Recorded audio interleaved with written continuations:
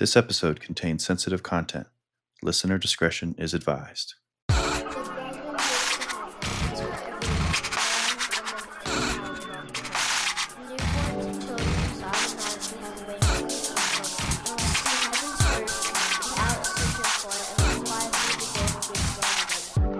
Welcome to the Culture Podcast, where we uncover the hidden mechanics of high control groups, their tactics, and their impact. And we speak with the survivors who broke free. My name is Derek, and I'm your host. My name is Trinity, and I'm also your host. On this podcast, we explore cult life as real people who have lived through the life-changing process of leaving a high control group. We're having the pleasure of sitting down with another old friend of mine, Chad. Welcome to the podcast. Thank you so much for having me, Derek. We do indeed go way back, don't we? Yeah. Some of our connections will no doubt come into the conversation. But Chad, I'm really excited to have you. It's interesting. We only reconnected recently. How long had it been? How long had it been? I'm gonna go with 16 years, maybe 15 years. Wow. Does that seem right? We probably didn't talk too much, Derek, after I kind of meandered away from your family. Yeah, and it's funny too because just how we were connected. Also, a little bit of an age gap. A little bit. But I'm so thankful to reconnect with you, and I think anytime I can reconnect with a friend from the past, based on how we grew up and what we went through, it's always a treasure in my mind to know that someone else is out. Yeah, getting that phone call. And yeah, just reconnecting and going like, gosh, I'm so thankful that another person is out and is kind of free and able to kind of speak their free mind. And one of the things Trent and I have started to learn, and I think it's fascinating, is where people land, or find themselves navigating towards, as they leave this group. And I do specifically chat about the Jehovah's Witness faith. And that's one of the things we'll get into as we chat. But I do want to kind of start with a little bit of foundational questions for you. Can you tell us a little bit about your upbringing, kind of early memories, maybe growing up in the Jehovah's Witness faith? Yeah, absolutely. So I label myself as a fourth generation Jehovah's Witness, meaning that my great grandmother was the first one in my family to become one. Oh my God, let me stop you there. What? Yeah. 4 generations? And there's a very fabled story that I only recently start to question of, could it have been that perfect? The way she was outcasted by the Lutherans and the witnesses came in to save her and came up her driveway that day. You know what I mean? But yeah, way back in I think it was the 19 teens. Would they have been Bible students back then? Was she a Bible student? The story goes that they were Jehovah's Witnesses, but you make a good point. Maybe another plot hole with the whole thing, but yeah, very long time ago. Wow, that is incredible, man. I mean, and for you to break the cycle after 4 generations, I realize that that's a responsibility almost, right? That's not necessarily a pleasant thing. Absolutely. Yeah, no, it feels very good. To be honest with you, it feels good to. Yeah. Okay. Good. Let's start to right the wrongs in my family to some degree. So yeah, to get into it a little bit. I mean, my father was not a Jehovah's Witness. My mother was, although my father plays quite a role in my development, as I'll get into. But my mom was an older mother. She had me when she was 42. So right off the bat, and she kind of embodied that kind of old school Jehovah's Witness mentality, you know what I mean? With like the house full of the books, studying for every single meeting, every time there was one. So, this kind of schedule that you get on of you got book study, and then you study for the book study, and then you got the meeting, and then you study for the meeting, and then you got service, and then you got the Sunday meeting. Like, so my whole ritual, like the real deal. Like, because that's what I know is the real deal too. Yeah, I think we probably relate very much on that, Trent. And just kind of from the get go, I was my earliest memories. I'm going to the meeting. There's pictures of me kind of in my stroller, or just my baby carrier at the Kingdom Hall, and you start kind of just growing up and doing the Bible readings once you can read. And it was from the very earliest memories, I was just a Jehovah's Witness kid. You know what I mean? Yeah, do you remember how old you were when you were an unbaptized publisher and kind of when you joined the school, the Theocratic Ministry School? That's a good question. I fortunately have, I'm excited to know that I have forgotten when I became an unbaptized publisher. I've also forgotten my baptism date, but I joined the school. I must have been probably 7. I mean, I was like, I sometimes I joke about not being even sentient until I was like 7 or 8. And I was early. Like they had to get the platform out and then they had to stack another thing on that so I could reach the mic, you know? I was there, yeah. Yeah. I know it's kind of difficult at 7, but can you recall, do you felt like you were forced at 7? Were you eager at 7 to kind of join the school and take on these kind of additional roles? It's a good question. I didn't feel I very much felt with my parents that they were in charge and I don't think I ever one time questioned it, right? So I wasn't a kid who would kind of feel forced. It was just this is what I had to do and I was going to do it because that's what I was told. There was no possible thought in my head to do anything else, and for better or worse that mentality set me up to be a pretty good Jehovah's Witness too, right? Yeah. What was your congregation environment like? Was it pretty strict? Was it close knit, loving congregation? How did you feel growing up? So my childhood is characterized by 2 congregations, one very strange, very cold, very kind of uncomfortable. And I still actually, I was thinking about it before we recorded, and I still don't know why they were disbanded, but they were actually disbanded, which for, Which can I ask which congregation or which state? yeah, so I'm from Phoenix, Arizona, born and raised there. And this was the Pleasant Valley congregation Oh, yeah. on the west side of Phoenix. I still don't know what happened, but the entire congregation was disbanded. All the elders were removed. I never did learn why. That happened around 12 years old. And then from when being about 12, I might have been 11 until I went to Bethel at 20. I was in the still existing Alta Vista congregation. Shout out to anybody listening from Any there. real ones? Um, any real ones in AV? No, tremendously. And this is a big part of deprogramming and recovery. Is I didn't hate it at all. I mean, Yeah. just a tremendously strong connection. The family, the community. You could talk to the old folks. You could talk to the young folks. You could talk to the middle folks in their 30s, 40s, 50s. It was a great place to grow up. I will always cherish the positive memories I have with those folks. Trent and I talked a lot about and we've talked about a lot about how you can comfortably sit in this mindset of having both great memories and feelings and taking an appreciation for, some of the things you learned growing up, being a witness, your values, maybe learning to do public speaking, some of this training, and then enjoying your time like fully. I Yeah, remember being in the Moon Valley congregation and loving it. Yeah, Moon, and You know, I wanted to say too, there's an interesting thing of the cognitive dissonance you feel when you know that a congregation's bad. yeah, yeah, Well, isn't that crazy? Because I bet we all had that feeling when you go to a certain hall and you're like, "This ain't the same. yeah, What's going on here?" You know? And then they get disbanded, or you see elders removed in mass or something like that, and then we never know why yeah, years later. Like, that's kinda crazy. Most people aren't probably familiar with that happening. well, it's interesting because there's the conversation we have with Jeremy, who's of the Mormon faith or grew up that way, and he retells a story about a big cover up. And as a youth, he had no idea why, but there's definitely lever pullers, and there's people that kind of conceal things, and things happen, and yeah, you don't truly know.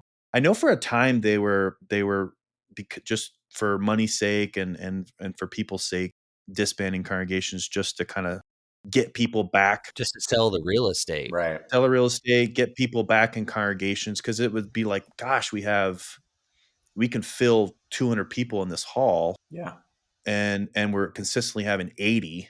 So let's go ahead and disband this, move everyone over here, kind of force them over here. So it's possible it wasn't this crazy conspiracy. It's possible it was literally just for that. But so that was one of your congregations, and you had another one. Yeah, that it was those two. So Pleasant Valley, and I think, to be honest with you, Derek, the vibe I got from my mom was that it was a Like a restructure. It was not on the up and up reason behind the disbanding. It wasn't just a scandal. A you know, scandal was the Oh, word. okay. yeah, because Yeah. I know that happened quite recently here in the last 4 or 5 years. It seems scandalous, but yeah, then so kind of 0 to 12 or 11 in Pleasant Valley, rest in peace, and then moved over to Alta Vista until I went to Bethel at 1920. And can you explain what Bethel is? Because we're going to talk a whole lot about that, I bet. I can. I'm excited to get into details on that. So Meet the devil's in those details. maybe we can bridge what took me from just the non-sentient Chad who's reading the Bible to I'm a Bethelite. Yeah. Yeah, and I do want to chat about a little bit more of your early childhood, Yeah, Okay. and kind of ask some questions about that. But I would love to just kind of have a foundation for what Bethel is, maybe for listeners that aren't Jehovah's Witnesses. sure. Bethel, defined as house of God. At least that's what I remember understanding. I've never actually Googled it. Why would I Google anything? I'm told what to think. Let's go with it means house of God because that's what it means to Jehovah's Witnesses. This is kind of a place that you don't really think about too much when you're not living there, but it's kind of where the decisions are made. The governing body, which is the leadership of the Jehovah's Witnesses, are based there. A couple different campuses around the New York State, including a prominent one in New York City that has since been kind of abandoned and moved on from. But this is where the books are manufactured. This is where decisions about theology and theocracy are established. It's like a central hub. It's like a neural hub for them. Right. This is where the circuit overseers kind of report up into, which the circuit overseers are how the elders report in congregations. There's a tremendous amount of people and operations going on there. You can, and as a Jehovah's Witness, one of the kind of fun things you do when you can afford a vacation, it's not going to be on the beach. It's not going to be somewhere fun at the amusement park, my friends. We are going to Bethel, and we are going to walk through the halls, see the people washing the clothes, see the people in the kitchen. And that's kind of, and we can get in more into detail on that, but that's kind of what Bethel represents. It's the house of God. It's the center of everything. It's where they're making the videos. It's where leadership sits. Am I right in saying that this is also an example of how life in a paradise earth will function? If it is, I want no part of it. No, I think that there is a unspoken kind of conceptual understanding that that is the case. That's right. Yeah. Well, I think on a person that's on the outside and never have gone to Bethel, and kind of a mentality that you have growing up, you do believe that and you're kind of taught like that's the goal to get to Bethel. That's you really want to get to Bethel. You really want to donate your free time and your free energy and your free labor, Yeah, and you're looked upon by other people in the organization or the society as kind of being like, wow, like that person's at Bethel. You feel so proud. You feel, it's really a high status goal that everyone wants to get to. It's exclusive to get in. And I'm sure that was maybe implanted in your brain from your parents as a young childhood. So I do want to step back because I know we'll talk about Bethel a lot. When did you get baptized? What age? I was 15 years old. So, and I'm 32 now. So this was early '08.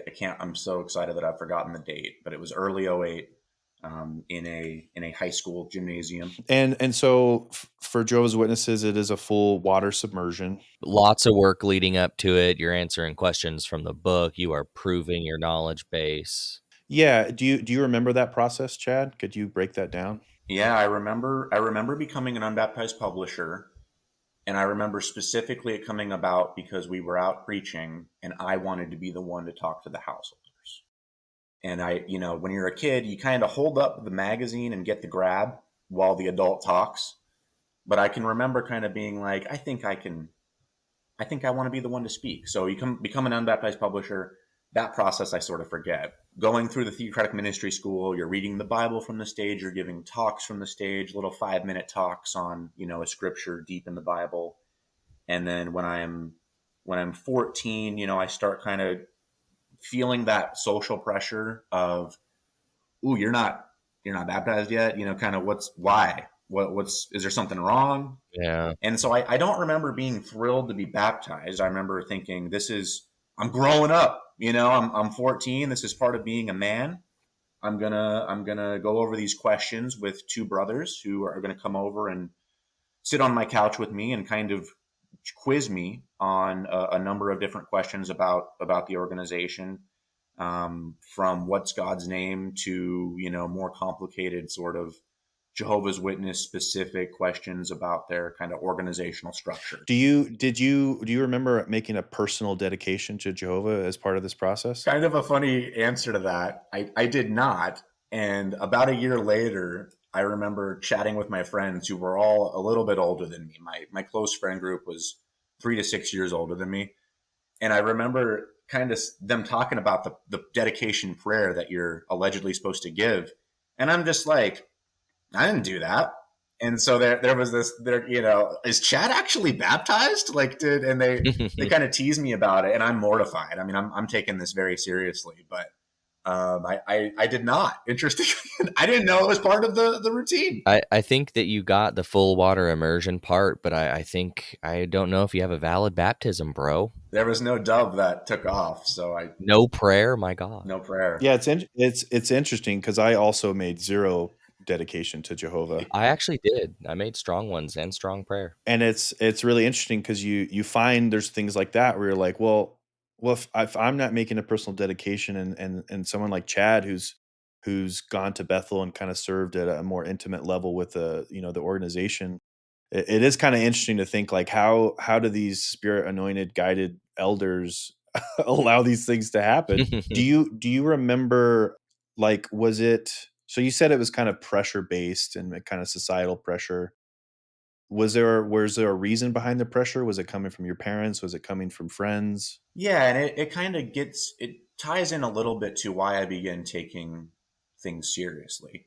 So I mentioned that my peer group was a little bit older than me. So of course they're kind of already knocking on the door of the next level for a man after you become baptized is what they would call the ministerial servant. So I got kind of one friend at the oldest, the guy 6 years older than me. He's kind of starting down that road because he's 20, and I'm a 14-year-old kid. So that kind of made me think, okay, like I really should be. And you start kind of being exposed to like things like publications designed for children. So there's the infamous Young People Ask book, Yeah, that goes into, it's just a real banger. a banger. Everything you need as a young Jehovah's Witness to get by, but quite pressuring material in there on, at a certain point, your parents aren't going to be able to, if Armageddon came today, up to a certain point, Chad, your mom's baptism does cover you. But there's kind of this gray area where if And you're hitting it. you are in the gray area where Jehovah might not be able to look the other way should Armageddon come. That was said to me by the elders, and that was enough. Yep. It's definitely an example of having this very tailored books towards young people to definitely coerce them and control them and kind of get them in line to what they want us to do at such a young age. And I don't think people realize, kind of the social contract and the societal contract and such a big deal getting baptized is, and so many young people that are not 18 yet to make such a big life decision at such a young age. I think it's almost a rite of passage, like a quinceañera. Yeah, Like, it's like when you're 15, 16, you're getting baptized. If you're a witness, it's like, how many people have we talked to that are like getting baptized at 15, 16, 14, 16? It's like, same thing. Yeah. hmm There we go. Yeah. Mine was at 17, and I genuinely was like, I already knew I was leaving the house, and I was like, if I don't do this now, I'm never going to do it. Yeah. And I'm going to please my father by doing this, and that was kind of my pressure. But so you get baptized, and do you okay, you're excited, now can preach at the door. That was kind of one of the big intents, and then you had some older peers that were kind of doing that. How did you feel kind of post graduation? It felt good. There's a good bit of placebo effect that when you're in that environment and you come up out of that water and the lights are all bright because you're in a high school. It was powerful, and I felt like this was a big deal. I also was there was another large reason behind my final taking to it, and that's when I was 14.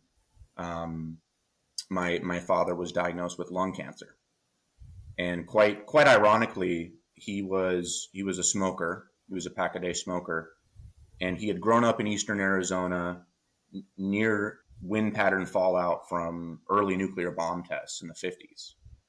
And so his entire city had all these kids who grew up in the late 50s who got this cancer. Wow. And so when I was, I don't know, maybe 13, he finally quit smoking, which is a really huge accomplishment for people who can do that. Severely unfortunately though, the cigarette impacts were actually keeping the cancer at bay for most of his life. Wow. So when he did finally quit smoking, it was only a year and a half before he was gone. So that baptism of mine was in February of '08. My father ended up passing May 29th of '08. And so I kind of knew that was coming. Of course, he wasn't dead yet in February. But once he did pass, it's funny, you think about something like a dedication prayer. Like I cannot express how dedicated I was because of this sort of dangled carrot of and just sort of beginning to make that calculation of, this is a ticket to see dad again. I love my dad. He was great. I mean, no complaints. And his sins will be forgiven. His sins are gone. He paid the ultimate price. He's going to come back in paradise, and I'm going to be with him there to teach him about God and how we were the God's chosen ones. We were right. We were right. And so this kind of then leads into a tremendous coming to my faith of, I'll take that bet all day. Number one, where I just got to do what the Watchtower says, and I get life on earth forever, and I get to see my dad again in a beautiful paradise. And so I kind of took a stance of, like, I'll show them, like, I'll show God how good I can be. I'm going to overcompensate to make sure that I get there, get to see them. I had a very similar thing, which I've already brought up on another podcast in a conversation, but my mom also passed away of cancer. And I constantly thought about, I have to see her. I got to do everything I can to see her.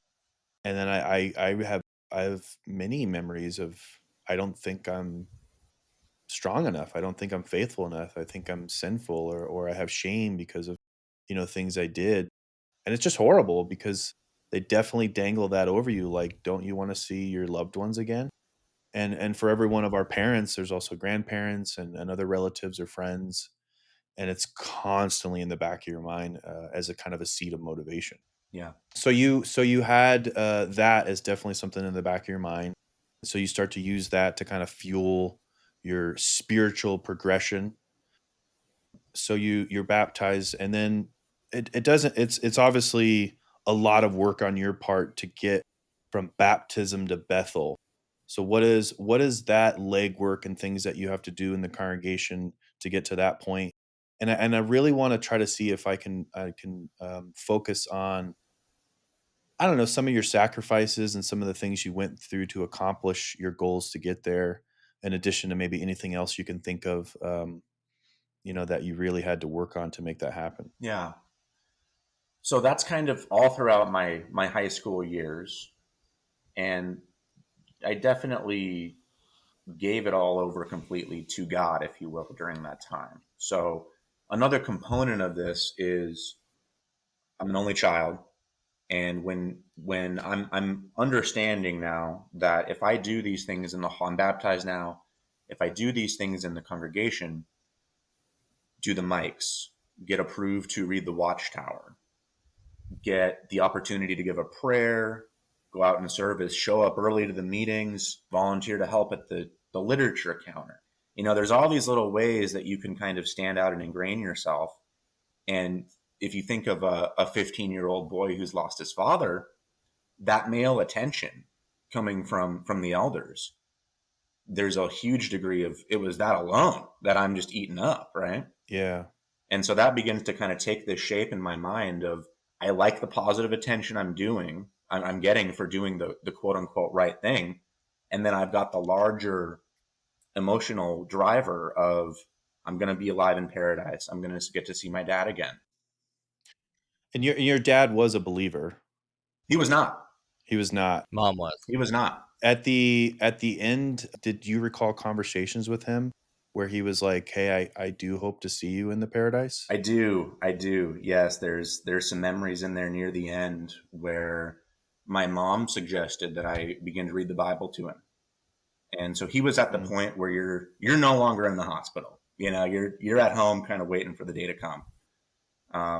And it's a very conflicting memory now for me, because at the time I'm trying to sort of show him, you know, we're going to see you again, Pop. Don't worry. Yeah. And now, as you can imagine, I've gone through a lot of thinking about those moments, intense regret, to forgiving myself, to being mad at my mom, being mad at the organization. So yes, that's a good question. And there was kind of this, and he was amenable. He was amenable and sort of, I'm sure he also had a hope like, "Gosh, I'm at this point, like, I genuinely do hope to see you again, my son." Like, it's only natural for any person to be in that situation to attach themselves to faith and just be very hopeful that whatever God they believe in will look, kindly on them, that they'll be able to see their loved ones again. Yeah. And at the time that this happened, you were a practicing witness, weren't you? I was baptized. Yeah. So then, any guilt that you have over that, I mean, and of course, this is your journey, but you were really under the influence of a high control group, Oh yeah. and they were guiding every single thing you did. So if you're feeling guilt, it would, to me, it should be more geared toward, how could the witnesses make me live this way? Yeah. So to make me do things that I feel are unconscionable now. Yeah, I think the farther you get away from it, you do learn, to understand that, some of these actions of these people are not their own. Yeah. Right. But was your mom kind of part of that process too? Like, kind of like, hey, if you do well, you will see your father again, kind of, saying what she thinks is the right thing also. Is that some of the stuff that has also kind of weighed on you? You know, that's a good question that I've explored a lot. My mom's sort of role in it, and I think that my mom very much holds some responsibility, but it's not saying stuff like that to me. It's the, we would use a term from infancy, and there's just a high importance on youths, and making sure, like, hey, at our church, kids don't go play basketball. They're in there reading the material. Yeah. And so, yes, I do think that my mom had a tremendous amount of influence on me, but it was unspoken. I didn't need to be told that. To be honest with you, Derek, I didn't need anybody to tell me anything like that, because I was so locked in, focused on getting to see him again, and kind of completing this trade with God of the things He promised for my unquestioning loyalty. That sounds a lot like a deal with the devil to me, actually. Yep. So you had some of these elders and some of these brothers that kind of took on another father role for you, or kind of someone to help guide you. Do you have any brothers in mind that you can name or not name, whatever you like, that you feel like, gosh, they really helped guide me post, this very traumatic and horrible thing? Yeah, there's when they were a little bit too on the nose about it, if I could sniff out somebody was kind of taking pity on me, I wouldn't go for that. It's a complicated set of emotions for a young man. But there was actually one family, a family who I imagine one of them will probably hear this one day. So shout out the Wolfgang family.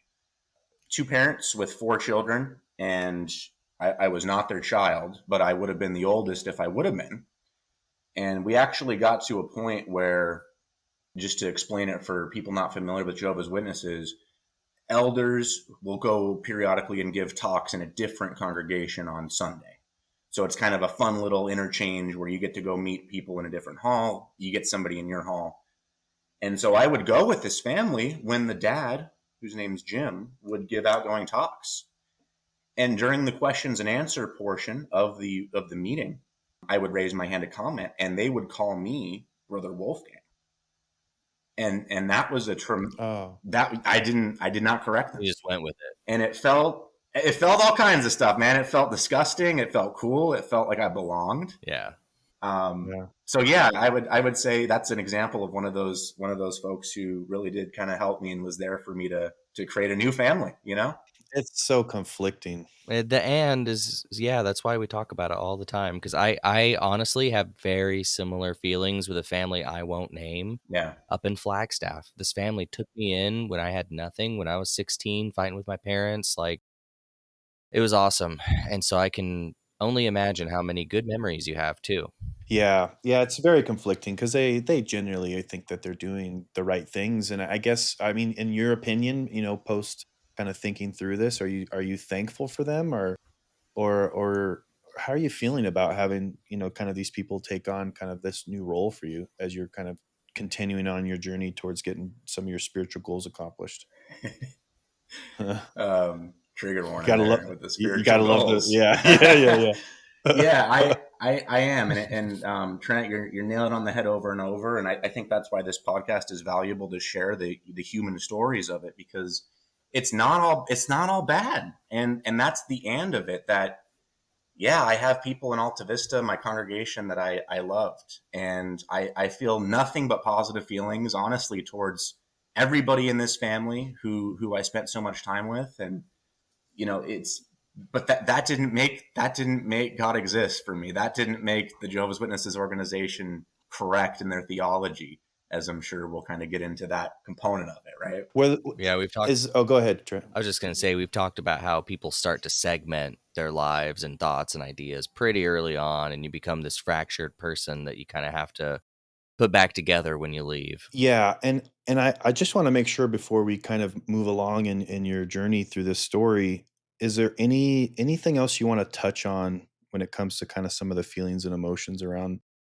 that horrible tragedy of losing your father that you think's important? Yeah, I mean, thanks for asking that. I guess, just stepping back for a moment, kind of on the same vein of just this being my actual experience. It's not like you leave a high controlled group, and it sounds stereotypical that it's not this way, but it's not like it's this constant climb up where, okay, I deconstructed that, and next I'm deconstructing this, and eventually the checkbox is finished, and I'm just like I wouldn't have been grown up in a high control group. It's not like that at all, and I still, you know, go through vast periods of time where I do not want to think about any of this. I just don't. Right? It's painful.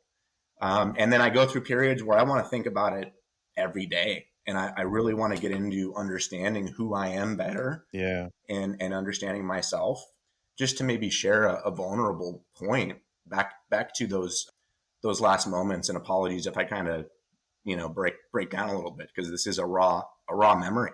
No, be yourself, man.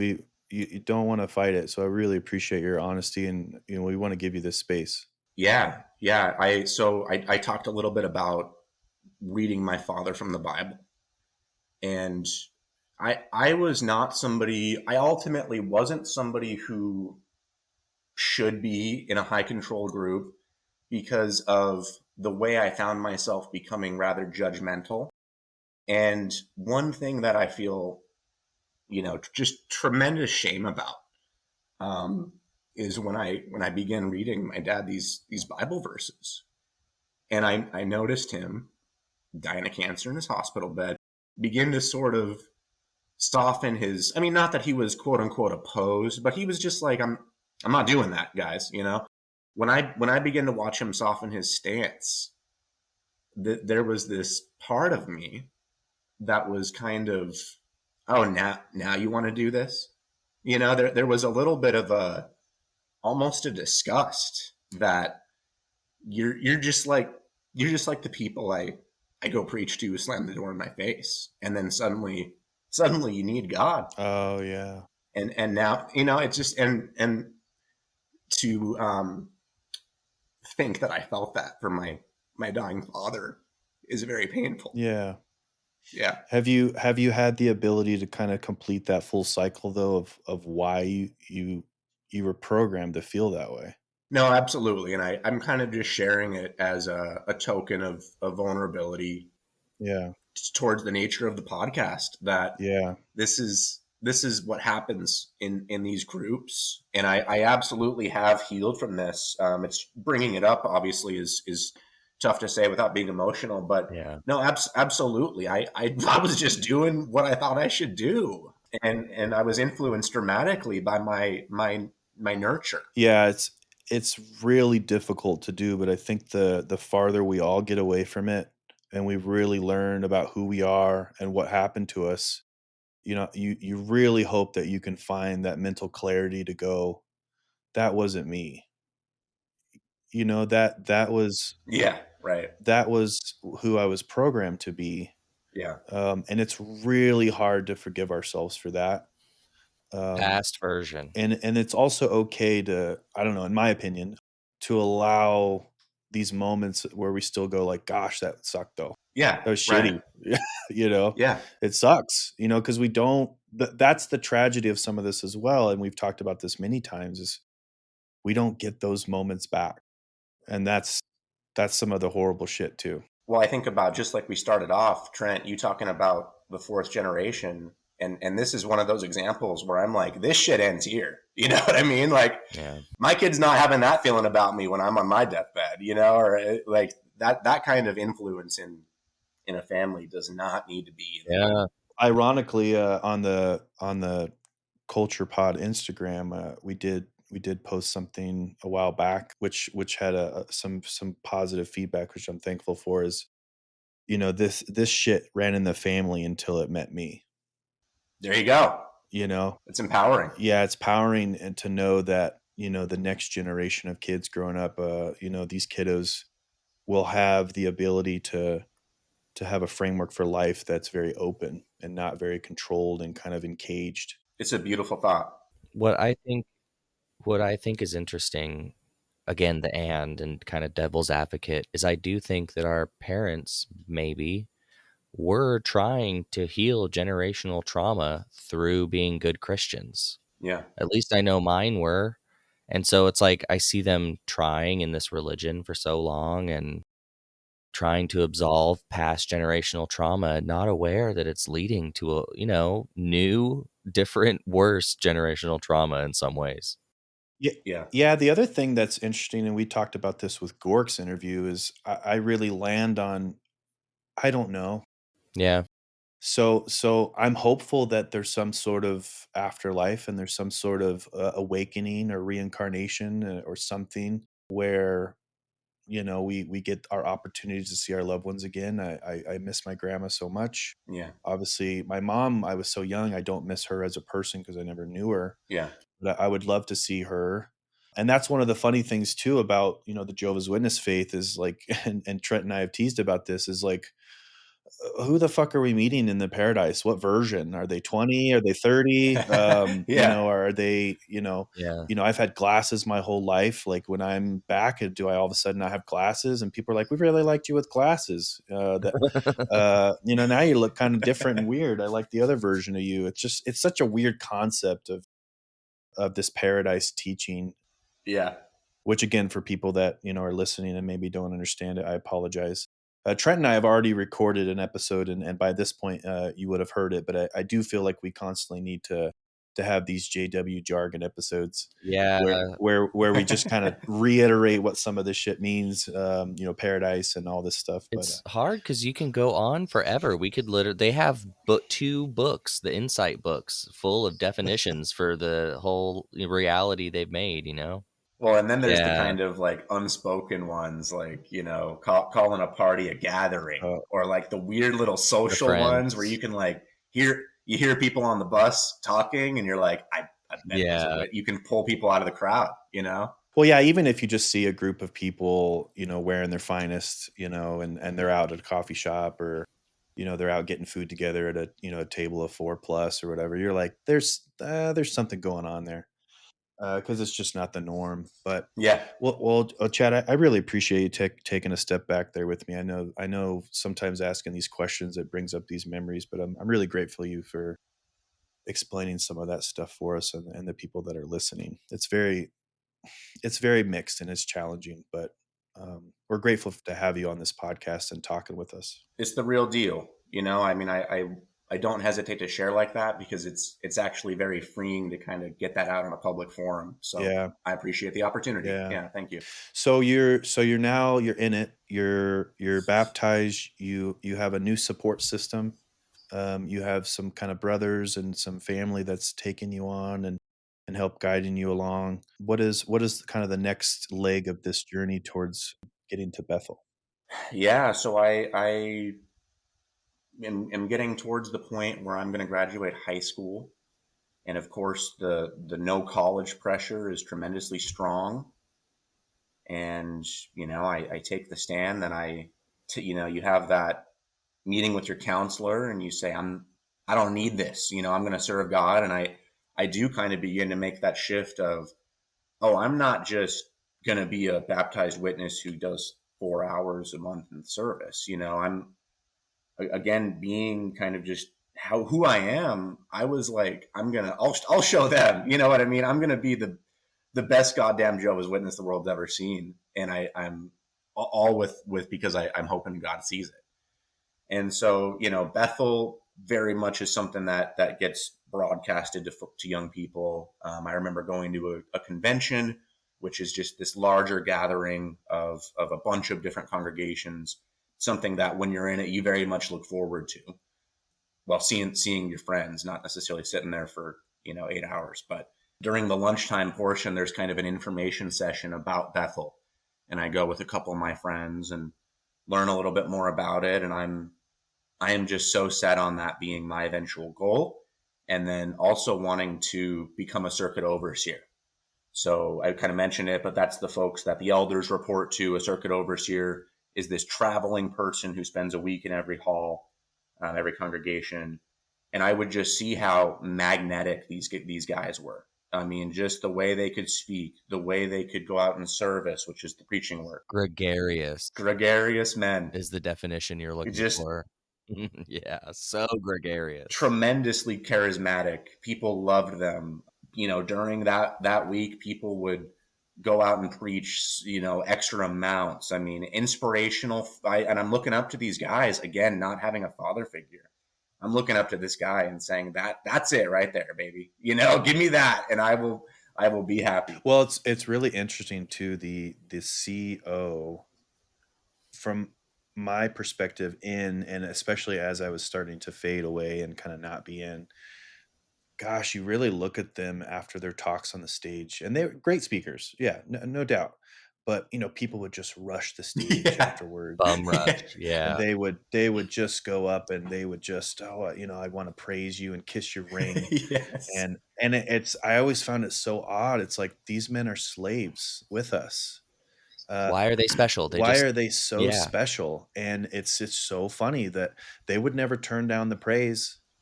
They would gladly accept the praise and humble. Oh, so humbly though. You know? I we will gladly accept your That's invitation right. for free Yeah. dinner and to come over and kind of just I don't know, I always found it really interesting. And then people would prepare for a week. They got to a point of having a host. People would prepare for a week. Sometimes the in group of the people who were hosting got to come to a big dinner. Yeah. And I have a question. Have you heard of the term systems thinker, Chad? No. You should Google it when we're done. But what's interesting to me is that you seem to have pretty much mapped out the witness system of power from an early age, dude. I mean, you have this very traumatic event. You're a very bright young man, and then you're immediately pathing in a system that you've known and that your family's known for 4 generations. So yeah, you have a systems mentality of how you saw the witnesses and probably life, to be honest with you. Yeah, you literally were like, well, this is the framework I was taught, so how do I beeline? Yep, yep. And that's the mindset I had, and then I kept getting derailed because I was like in a rock band in my second life. So I kept getting disfellowshipped and reproved. But like Well, and that didn't probably happen to you. Yeah, you weren't gonna be swayed as easily. yeah, you and Gork rocking out, right? Yeah. Yeah, exactly. We were. So, dude, around that time, I mean, dude, I remember being 16, 17, maybe, teaching Gort guitar, playing guitar with him back in the day. And what's cool is we would do it after going out in field service, man. And me and Derek and Gork, I think, have been out in the field ministry. And then we would go and do rock band shit, after. That's a fun ass car group, dude. I wish I could have been there. It was top tier, I got to tell you. Yeah, my version of Rock Band would be the version on Xbox, you know? Yeah, yeah. But, okay, you're still kind of going along this path, and so you have this goal, you go to this convention, and we've touched on conventions before and just kinda everything that comes with that. But, yeah, they have this little meeting you go to, and you decide, "Hey, I wanna do this," and now you have this new goal, and what's kinda put on your plate in order to accomplish this goal? Yeah, well, there's an application that you do. It's a very stringent requirement. You can't do, this, that, and the other thing, including some things that maybe are fairly natural and expected for a teenager. And maybe if I can, Derek, just responding to Trent's comment on the systems thinker. I mean, it could not have been easier, right? Like you've got the emotional fire lit. I lost my dad. You've got the program laid out of, well, you go to Bethel and then you do this and then you become a CEO and you've got the whole, and it's just so easy. It's just so odd. What else would you do?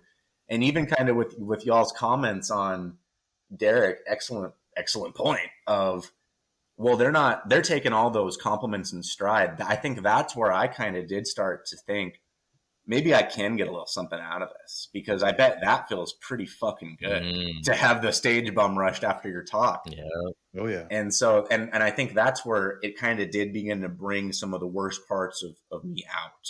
Well, it's a given. If you're human, you will have these attributes about you. You will have ego. You will have Yeah. a natural desire to be a leader and charismatic. And anyone that has a certain level of intelligence, once they figure out, oh, I have this skill set and I can use this skill set to whatever means necessary.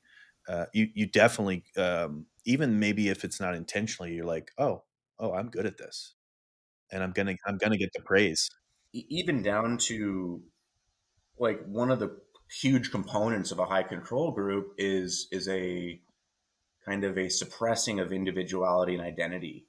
And I hear Gork and I hear Trent, and I this is a point of contention that I will not be completely forgiving the witnesses for. Is I felt like I made myself completely wrap around the Jehovah's Witness infrastructure. I mean, I manipulated my personality into just kind of being this drone, and it specifically refused to pursue passions, to experiment with what is Chad like.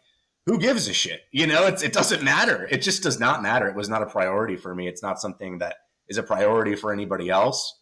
And so that is one huge, kind of regret that I do have to live with and deprogram now. Right. Yeah, and it's day by day, moment by moment. It's definitely a process. And it's great that you're there. You're starting, like, and we can get into this the further we get along, but you're starting to see some of these things, some of this deconstruction, and I feel for anyone that's still so lost. And who has lost so They're much? so Yeah. still at a stage, Like, dude, I want to and it's go ahead, Derek. I was gonna say, and it's justifiable. Yeah. But it just as it takes hard work to climb the ladder in the organization, it takes probably even harder to climb out and then get to a point where you're like, this is my identity now, and this is kind of my goals Yeah. that I've There's a word for that. What is it, Derek? what do you mean?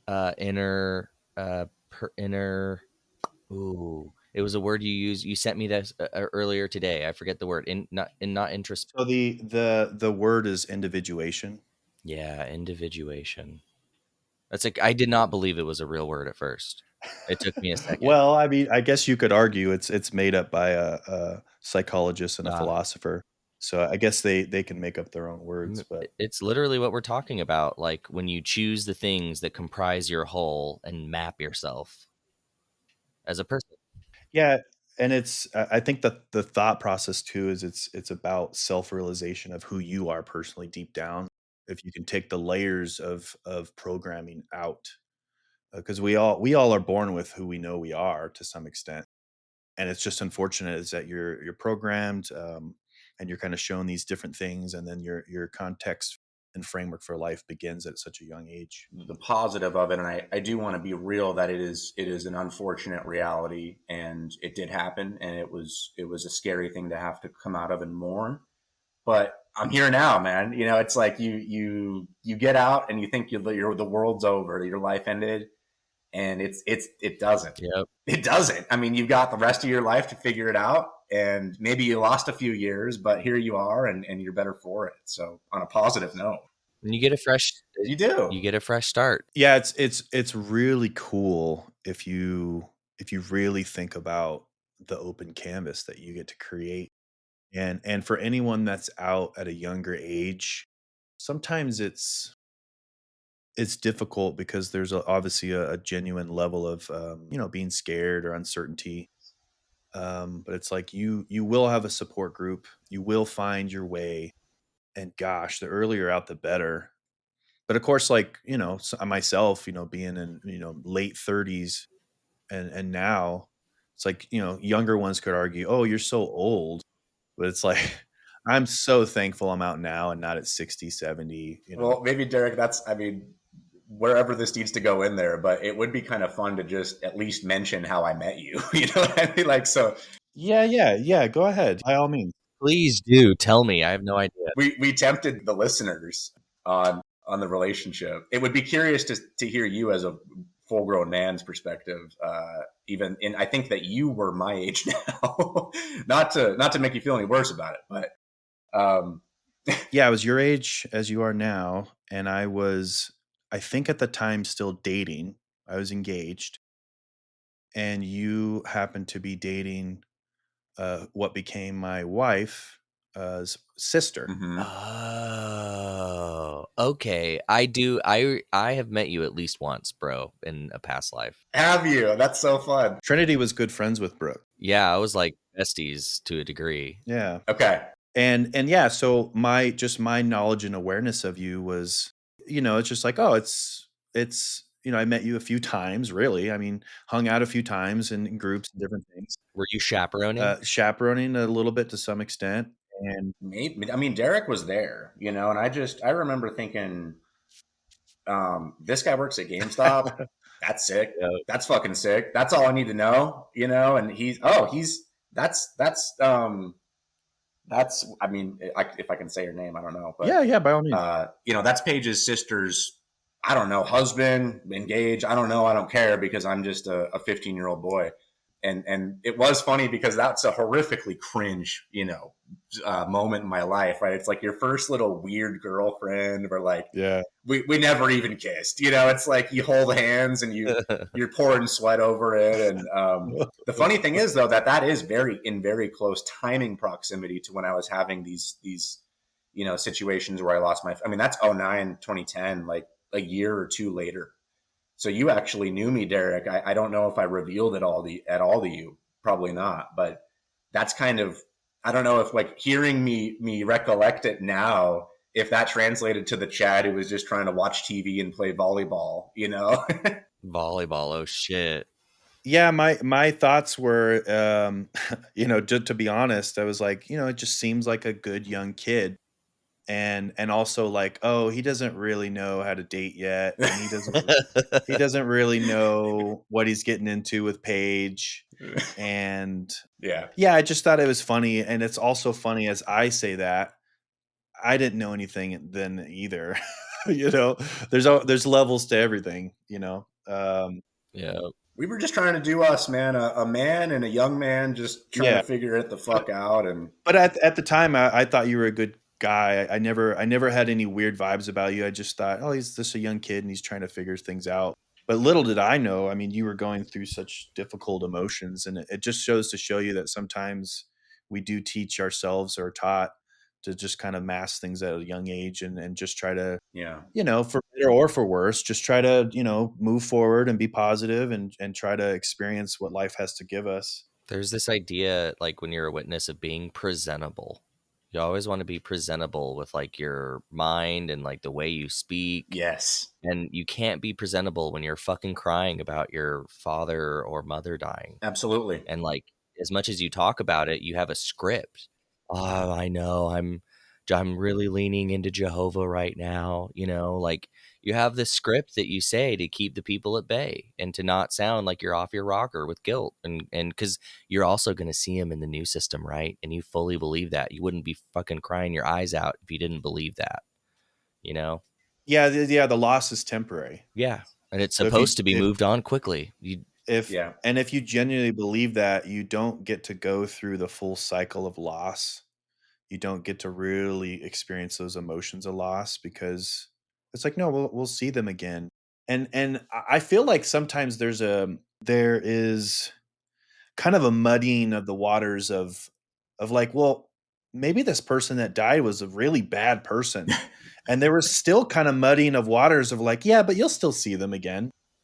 And it's like, well, what is it? I feel like we're kind of taught, no, you really have to be faithful what'll really get you in order to is make it to the new system. But then, like, just anyone can make it. yeah, that's the thing is that's the cognitive dissonance that gets me because it's like if everyone gets in, isn't the answer just die early without knowing Jehovah? yeah. Yeah, what's the point? That's that's the best chance anyone has to get into paradise. Die early before knowing Jehovah and you'll make it. You'll be tested in the paradise.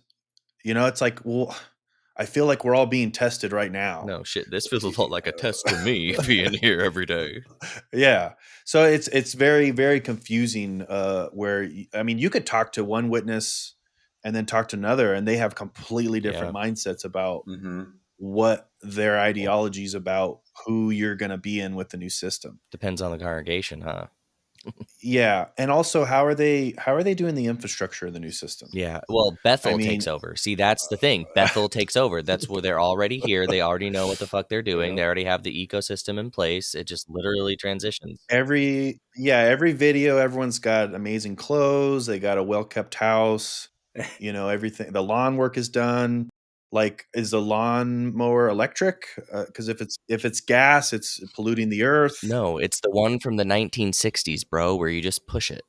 Duh. There's so many unanswered It's questions. hand tools. It's hammers, not drills, dude. You're Were you're actually tipping on something I was maybe going to bring up during my cracks forming stage of just the fun little thought experiments. I remember when I was deconstructing just a YouTube video, and the creator of it, looks at some of these pictures in the publications, and it's like, okay, so which factory is producing the galvanized steel Yeah. poles on the railing down to the lake on your boathouse? Like, where are the emissions going from the factory? Who's at the shifts? Who's clocking in to build stuff and Yes. mill lumber?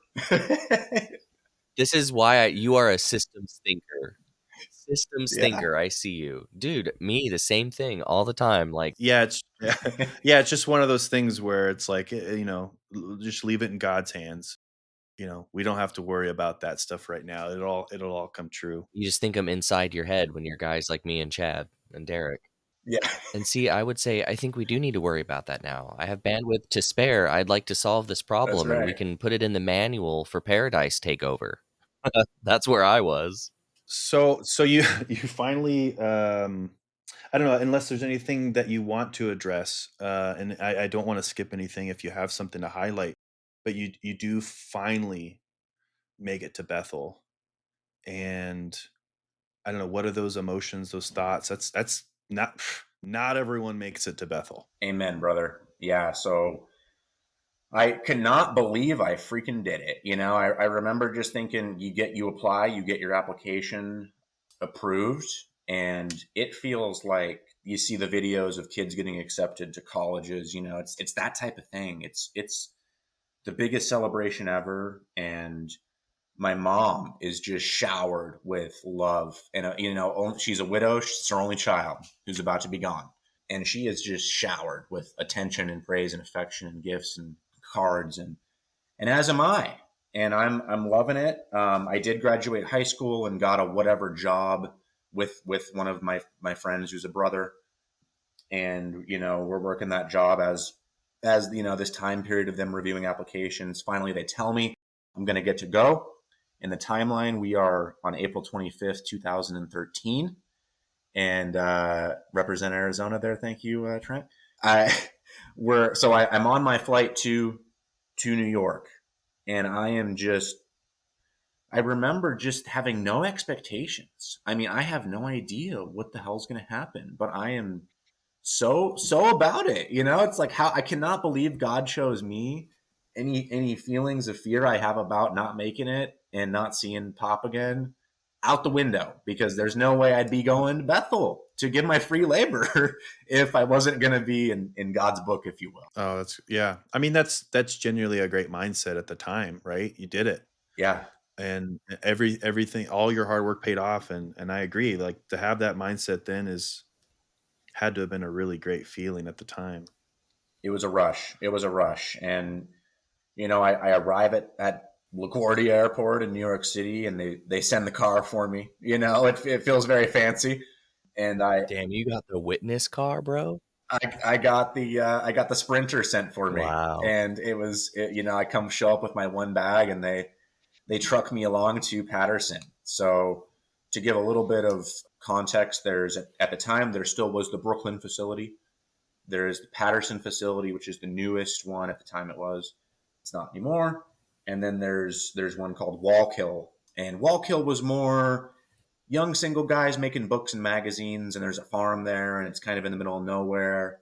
Patterson was very much full of kind of just couples and a lot of just administrative services type jobs where you need somebody, people who used to be circuit overseers. Legal department was there, quite troublingly.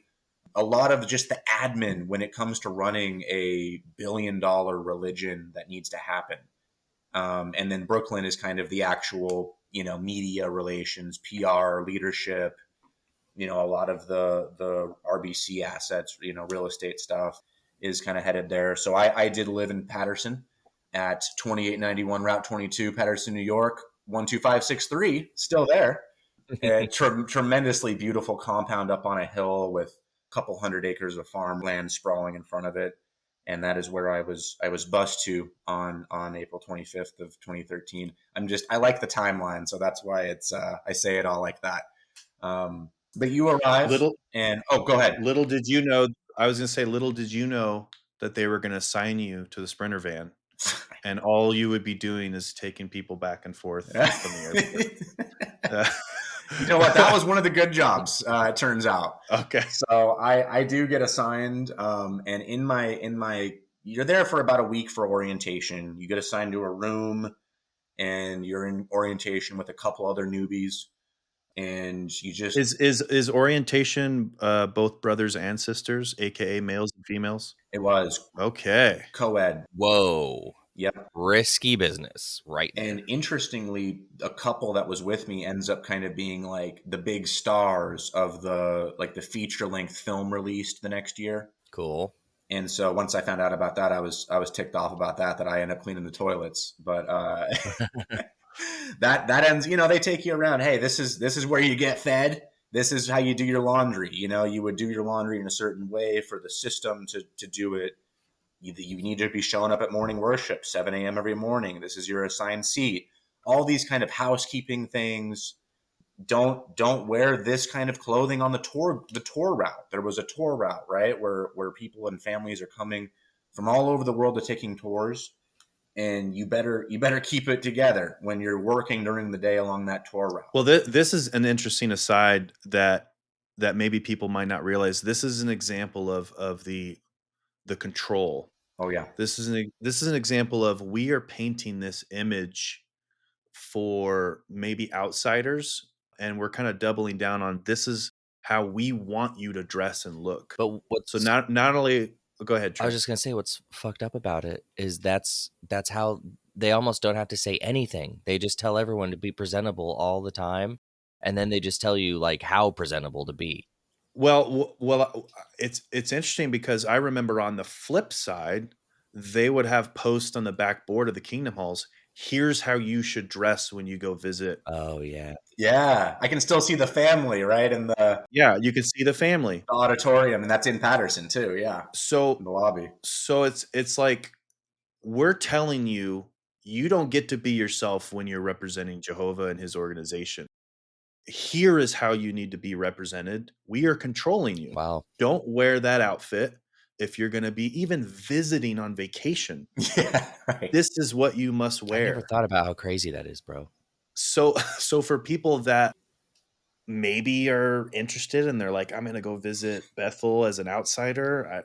It's like, oh, they all dress so nice. Both the people that are working there Okay. and the other Jehovah's Witnesses are visiting. They're all so well groomed and well dressed, Yeah. and it's because we were forced to do so. I'm just thinking if this was a business, because I've done a lot of business events. Like sometimes it's as simple as like, hey, suggested attire, business casual. Hey, suggested attire, formal business, suits encouraged. It's so easy. And you just say it in an email once and people get it. And then they worry, oh crap, what do I wear? They text me and I'm like, hey, you just wear a suit. You're fine. Just suit up, good job.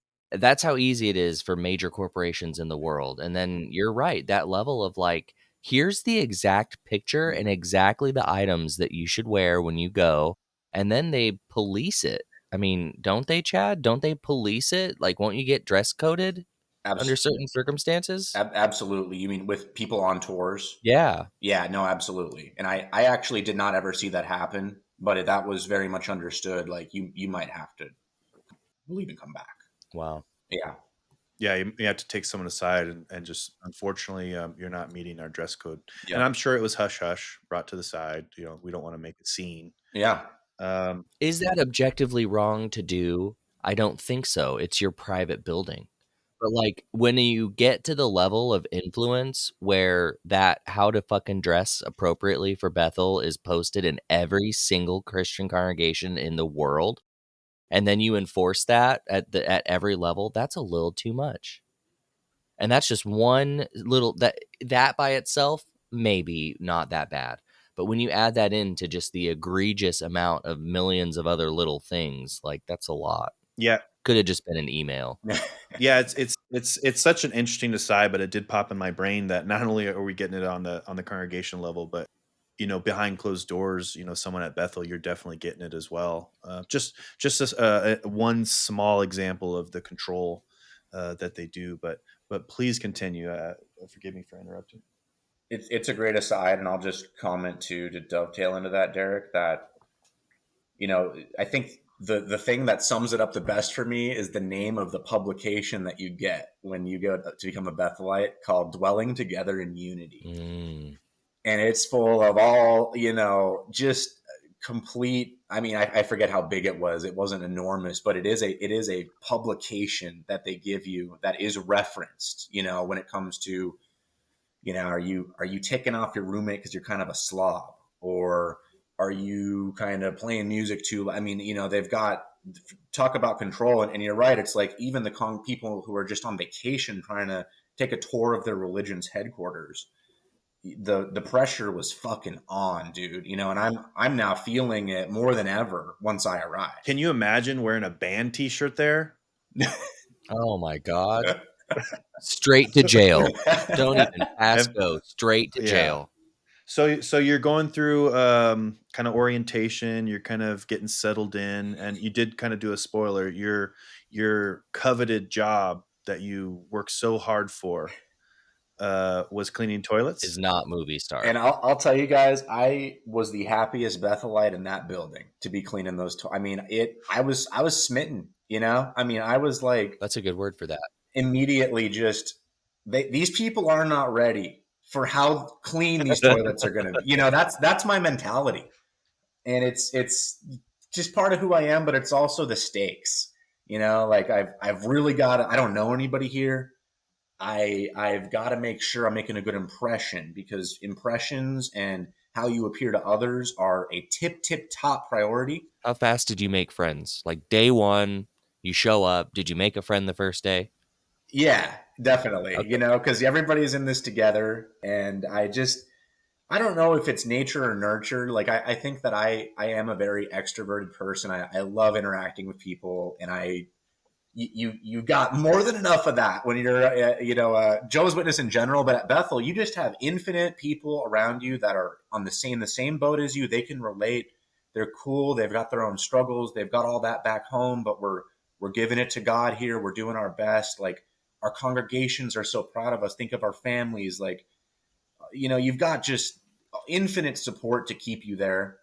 And so I was thrilled, and I loved every minute of it. I mean, I've never been somebody who, and I want to be careful because I don't want to give people the wrong perception that I condone any of this. But when I was there, I mean, I loved it. There were plenty of weird things that happened. And I can give into some of those examples, but just my mentality as a Jehovah's Witness who kind of made it, quote unquote, and began to kind of receive the accolades. Like you get assigned to a congregation in the local area. Of course, you still go to church just because you work at HQ. And my congregation was in Waterbury, Connecticut, and a very special family took me in, kind of like the family I mentioned before. This family named the Burks, and two of them have left. So shout out to them if they're listening. But just the absolute family instantly that I had with those folks. I mean, I will probably never find that again, and probably for good reason why I won't find something quite like that again, because there of course is strings attached. But Yeah. I don't want to keep rambling about it, but maybe we can get into the content of all of it. Yeah, I do want to say we were conditioned that cleaning toilet was such a privilege. The utmost humbleness. I mean, every time we're at an assembly or a convention, you got to donate your time to help clean the toilets. After the meetings, at the Kingdom Hall or the church are over, okay, who's gonna go clean the toilets? It's a very, very simple thing, but what a rewarding privilege to clean the house of your Lord.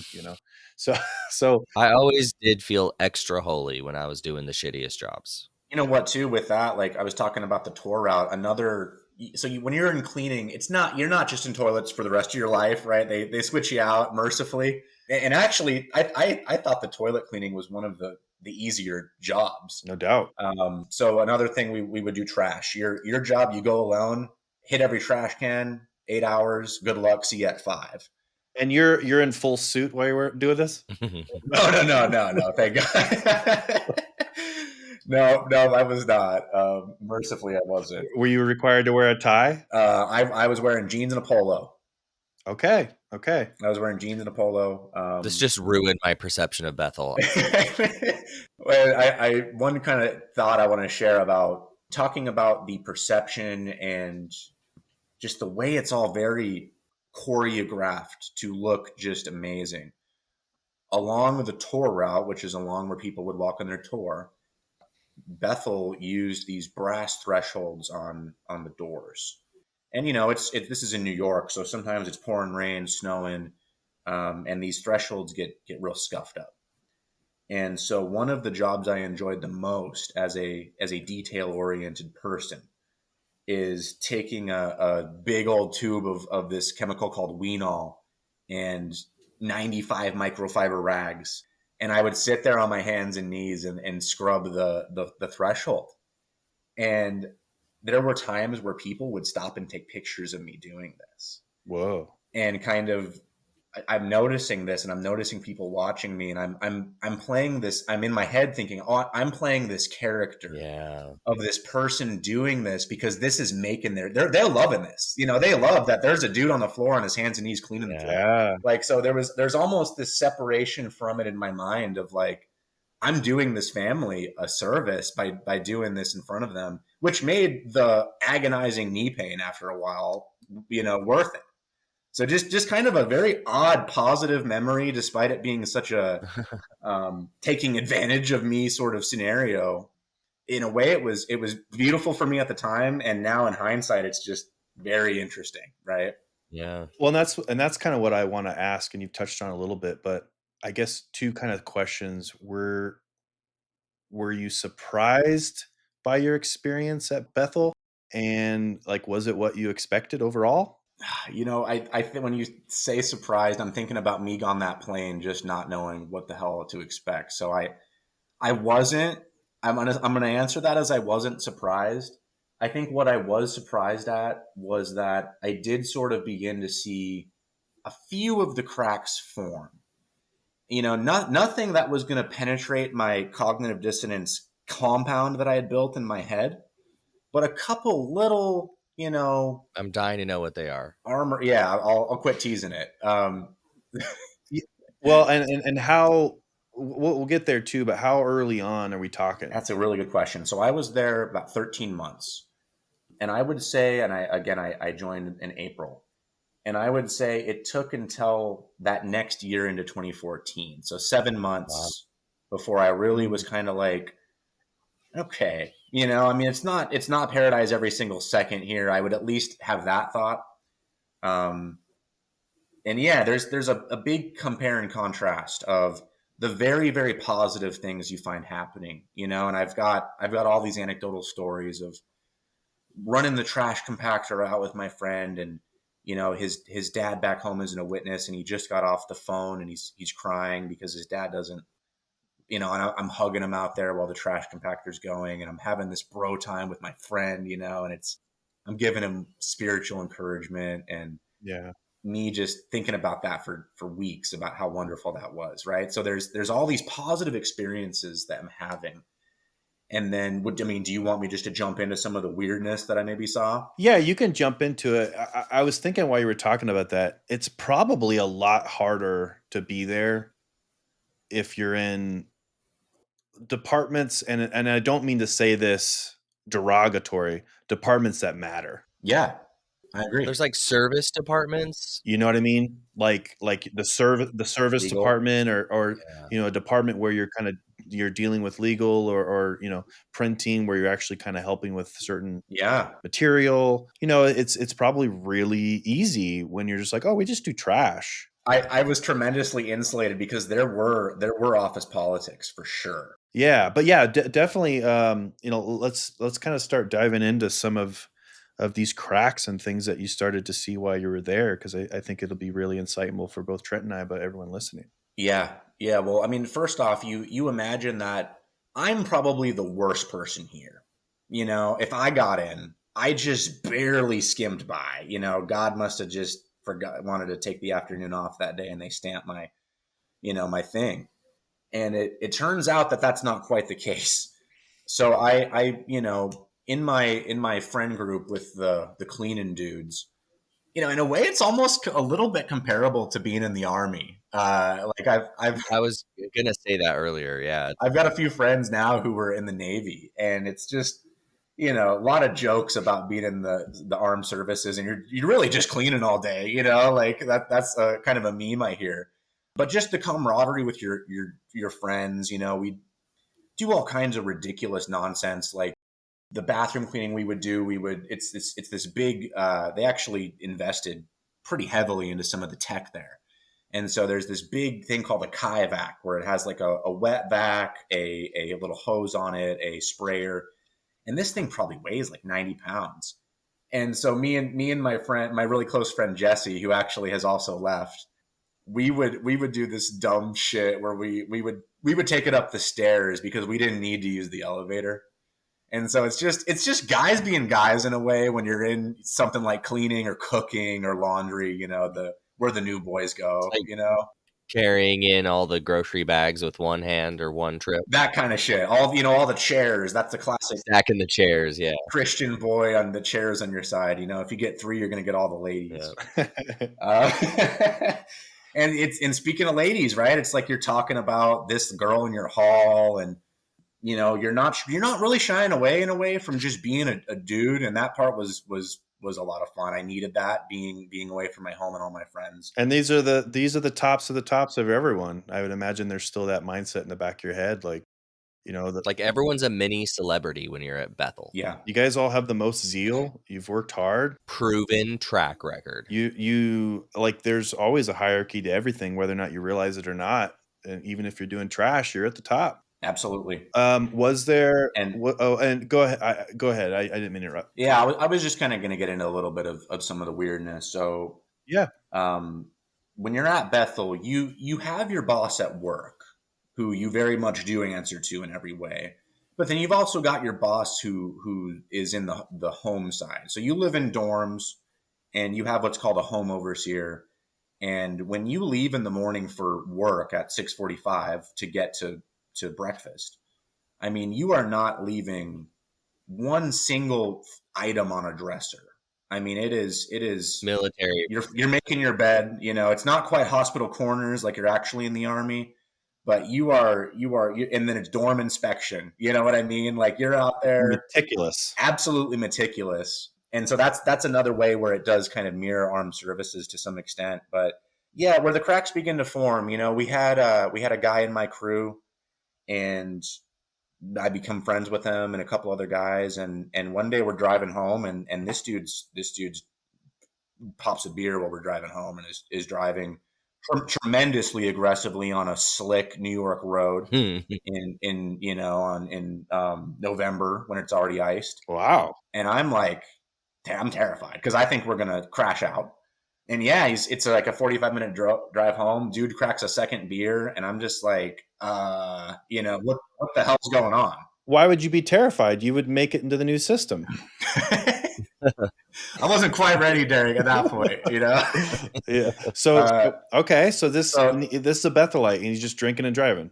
he's drinking and driving, and I'm this is the cool guy, and so I'm not going to say shit, I mean, I'm just happy I got out of the car, and I'm gonna cognitive dissonance that, even where I'm not going to be the snitch, but I sure as hell I'm not hanging out with them again. And then to take that a step further, there was also a guy who I worked with, and it turns out so another kind of role you do, at least I did during the day, is you're very much in those dorms working. So whether they remodel somebody's room and you got to kind of clean up the construction dust, or maybe somebody moves out and you got to clean up after them, that was a good bit of our, it was 25% of our day job was doing that. And the people who are in the barracks, let's call it, are women. Women only are cleaning the rooms kind of as a housekeeper, as almost like a maid. Mm. Do women have like places of power there? There are women who work in the service department, who work in legal, but I don't know how much power they would actually have. The majority of So it's them, kind of a boys' club. yeah, for sure. Yeah, the majority of them were working in the dormitories, let's call them. And so, we got young guys in there, we got gals in there, and in while I was there, one thing led to another, and we get an announcement during morning worship that this brother in my department and this sister have basically had an affair, and they're no longer witnesses. They're out of here, and her husband's leaving too. Wow. And this was pretty early, actually. That was probably like in July. I'm there 3 months. And I just remember thinking, like, what the fuck? Are you serious? Like this, I bet this is the only time this will ever happen, and has ever happened. You know what I mean? That's what I'm hoping.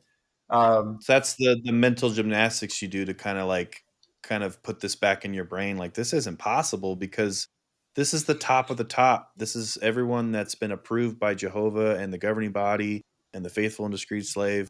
And there's just no way that this happens all the time. Okay, devil's advocate. What about King David? Like, no, that's not the only thought that witnesses have. I would have thoughts like, oh, this poor guy just pulled a David. He just King David was so the man, and this guy just did what stupid King David did. Like, it happens. That's interesting. Yeah, I mean that's a good counter argument. But I guess if you were to take that further, then they shouldn't be kicked out. Well, that's where it gets so wacky, because you can. If anything, they should be elevated and eventually be used even further. If they learn their lesson. Yeah. See, and I think I didn't even have the mind to think anything outside of how can I think about this as little as possible. This is ruining my perspective. Mm. So I would never think about anything like that. How do I think about, the breakfast or something to get my mind off of it? Yeah, that's wild. Okay, so they're announced, they're kicked out. How does that announcement? Is it in detail, or is it kind of just similar to a disfellowshipping announcement? Bit like a disfellowshipping, except they do actually. I don't remember the word. They surely didn't say affair, right? But they're it's very obvious that these two, during the day, apparently, either developed a relationship and hooked up after, or maybe did it on the job. I would love to hear about how they got away with it if they did hook up at Bethel. Like, I would just be Yeah. curious to know how, like in between guard shift or something. I don't know. Well, and after that, I would be in rooms with a woman alone, just cleaning. And after Oh, that, I was not. The doors propped open. Mhm.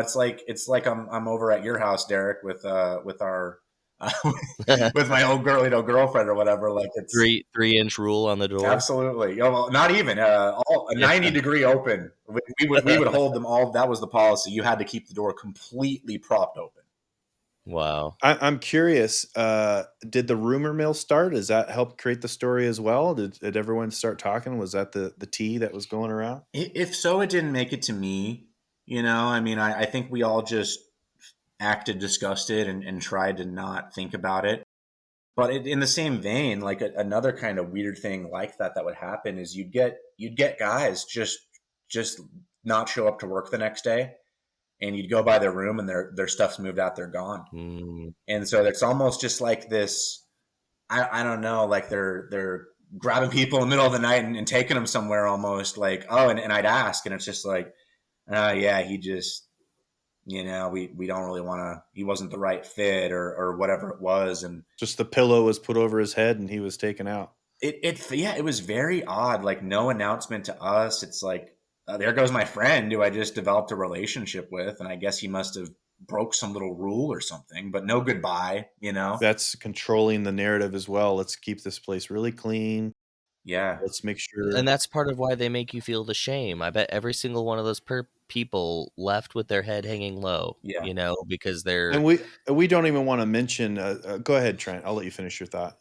Oh, I was just gonna say, like they're probably leaving in shame and guilt because they're made to feel that way, so they don't want to tell their friends why they're leaving. Yeah. Yeah, and I was gonna say it can probably be something as simple as like a normal, natural human inclination for a man or a woman Yeah. wanting to, they're young, wanting to, touch themselves or do something, and oh boy, that's not allowed. Failed bedroom inspection. You have the wrong sci-fi book. No Yeah, shit, that probably happened before. yeah, you can't have this movie or DVD or something there. It's wild. It's the levels of control are just wild. Yeah.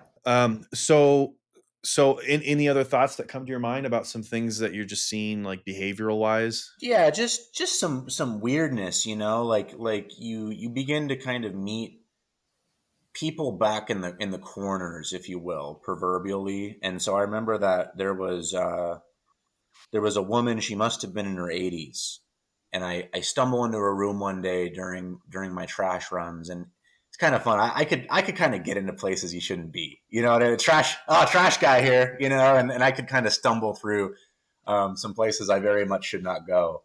And I remember I one day do this, and I enter this room, and there was actually two women, and they're in the laundry kind of area, and they're taking hangers and putting them on shirts that have become dry clean.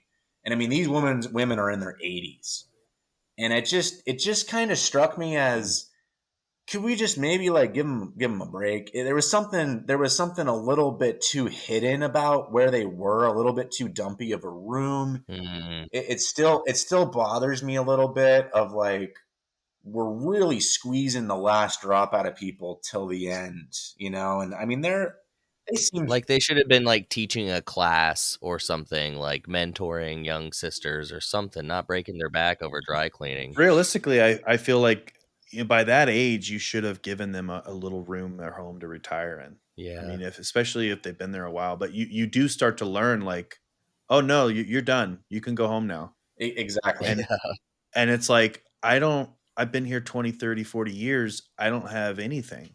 I don't have any skills. I don't have any home. I don't have any retirement. It's like an internship, you're not getting paid, and then they can fire you any moment. So that might be a good segue into my next Yeah. grievance. So when you're at breakfast. It's very, very high control, high. It's almost like we're in Downton Abbey or something with the manners. Like in England in the 1700s. Yeah. So Love that show. absolutely no elbows on the table. You pass the food. Oh God, I forgot the order. Left to right.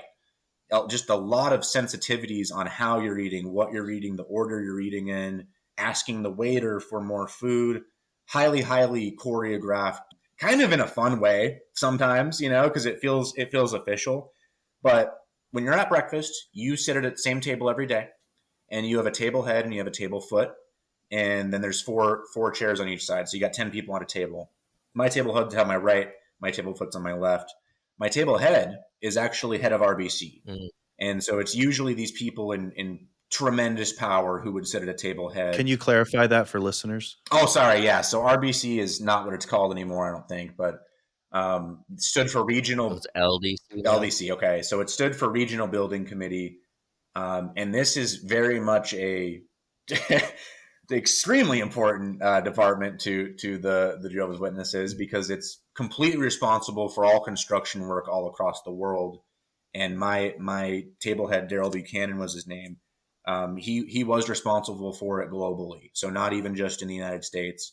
He had people reporting up to him throughout the entire world. And A very humble man, no you doubt. know what? He was a cool dude. I got to give it to Okay, Daryl. okay, He okay. Damn, okay. there was one moment where he got furious with me because I don't know if I had the oatmeal first on accident or something, but he was furious, and I literally didn't even know what I had done. Get back in line, man. I fell out of line for a moment, and it was unforgivable. But a day comes where we get rid of maybe 200 people, Whoa. and That's a huge amount. Daryl's on the chopping block. And I mean, this dude joined Bethel at 19, made cheese at Wallkill from cows for 20 years, and then worked in the service department for 15 years until they made him head of RB of the construction.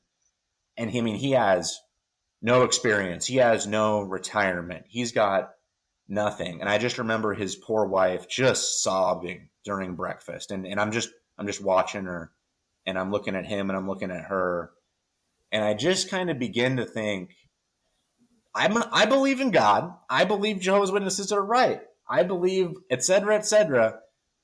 But that shit is not happening to me. I'll tell you that right now, buddy. Like that kind of Your self-preservation kicked in. that's what it was, dude. The self-preservation swooped in hard and was like, okay, Chad, we can believe that, whatever weird ass theology, but we're not sitting there with our wife in 40 years when we've got no experience, no money, thrown to the wild, saying, Yeah. good luck out there. I'm sure a congregation will take y'all in, right? Yeah, it's horrible. It's you hear stories just in I've watched some other videos of people regaling similar tales, and so it's not an isolated event of these faithful brothers and sisters, and you just assume that they will. The Japanese are famous for, if someone's in a business, they basically, as they get older, they just give them a corner office, and they just say, just you can still be with the company. We're going to take care of you, but you're not really doing much. But you're not fired. You're not terminated, and you just assume that they would be doing some sort of program like that, and maybe they have now to some extent because of maybe some backlash or whatnot. But it's like, no, over and over again, it's just, so you're just kicked out. It's just horrible. Yeah. So when you were there, did you have any kind of close connections? I don't know if I know this about you. Did you meet a woman? Did we talk about this? I did not. No, no, when I was there, I did not. The family that kind of took me in had four daughters. And I think that there was probably just some sort of guesstimation that that was going to go somewhere. But beyond, I mean, I think there was like our friend group of 10 was like me and one dude, and then eight girls. And it really truly was a platonic, just these were my sisters, and I had so much fun with them. But I did not find myself, taken with a sister during my time there. And I wasn't torn up about that because there's a lot of competition. We got a lot of dudes right behind. The next one will come up right behind me, and I wasn't really interested in dealing with the pressure of that. And beyond that, I didn't really see anybody who I was interested in. To just be honest with you, yeah. And I bet some dudes are bringing their A game because they want a Bethelite sister. Yeah. Oh You yeah. make that Bethelite baby, you're definitely going to be 144,000. Yeah. Well, and that was a tremendously small at Patterson. We had an apple orchard on a couple dozen acres, and so girls would come in the during harvest in the fall and pick apples. And there was always like this. What are you guys going to the harvest? Yeah, y'all gonna go check out the apple You orchard. guys go to the apple orchard, and Oh yeah, I did go, you but it dog, didn't go. I got some apples, but not much more than you that. sly dog. That's hilarious. So I do want to ask you this, and this is in jest and also a very sensitive topic. Sure. But so you said you were there 13 months, I was there 13 months. Yes, sir. and so you never masturbated for 13 Yeah, months? I'm glad you asked, Derek. So, no, that's something that is a part of my story, and I think can be addressed for the benefit of listeners to kind of hear my story with that, because nothing more normal than that, right? Yeah. Especially as you grow up and beyond that even.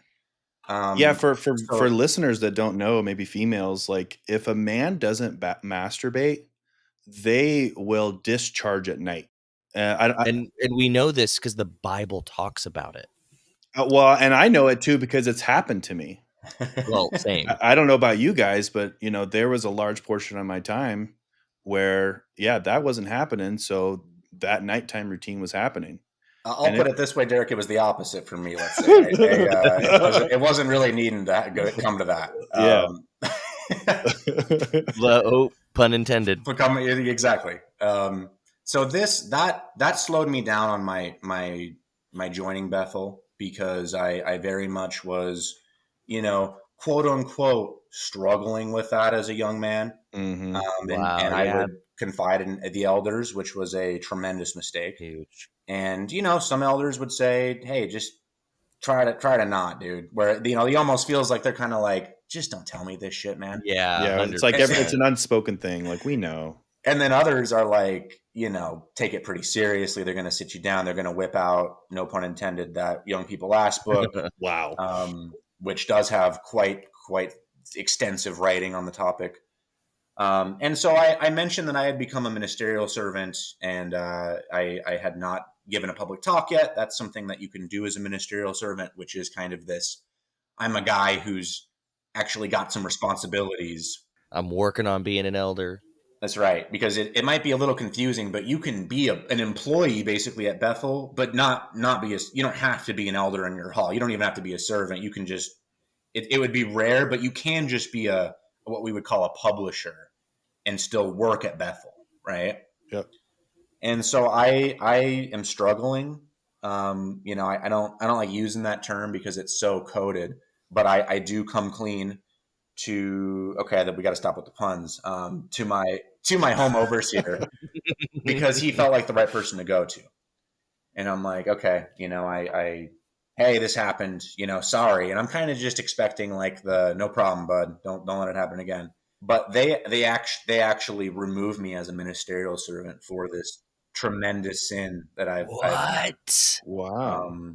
Oh my god. James didn't even get fucking axed as an apostle when he Yeah, cut that dude's ear off. that's a Wasn't great it point. James? I think wasn't it Paul? It was one of them, and he was fucking slinging Yeah. heat, and he used it on Well, somebody. Jesus fixed it. And he was He fine. healed the ear. Yeah, fuck. Jesus didn't fix It your would thing. have taken him It's some time, yeah, to fucked up fix now. that. God. So I remember just excusing myself very politely, and I go into one of the, I know about all these weird places because I'm in like the maintenance, and so I go into this place I know I won't be bothered, and I just proceed to cry my fucking eyes out, dude, because for the first time as a Jehovah's Witness, Oh, I had failed. And when you're under yeah.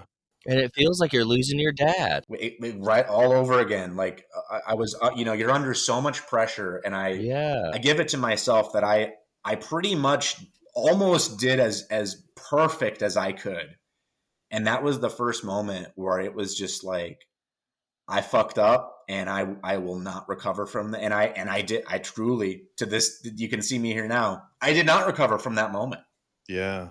I didn't stop being a Jehovah's Witness right there, but that was just, I can't imagine God sitting up there when I'm putting 12 hours a day into cleaning the toilets, and I'm giving until it hurts my soul. I can't imagine that God's going to care that I just Yeah. masturbated. It's in, you kind of cognitive dissonance yourself away from it. Oh yeah, I get it. That's bad. But I couldn't, in that moment, I couldn't shake the, you know what? This just doesn't make any Yeah, sense. it's a normal thing. And in basically any religious, I mean, from my opinion, any religious stance, it's just so sinful. Yeah. And I'm a believer of the concept of sin definitely being a man-made creation for control. Oh yeah. Yeah. I want to say something. I kind of just had a revelation. Actually, let me bring it up Okay. later. It's horrible to think that all that you did and you worked hard for and you progressed for, and also self-admitted, and then this is the derailment that you get, and we're taught as Jehovah's Witnesses, we are taught to be big time tattletalers, even on ourselves. Even on ourselves. I mean, I've done it dozens of times in my life. And okay, I want to talk about this little revelation I just had. So he just mentioned something that I have mentioned myself. Let's hear it. A new revelation. He said, I could not imagine God doing this. And Yeah. I mentioned that just on another podcast. I think I said I could not imagine my daughter being loved. I basically couldn't believe that God would love me less than I love my own daughter.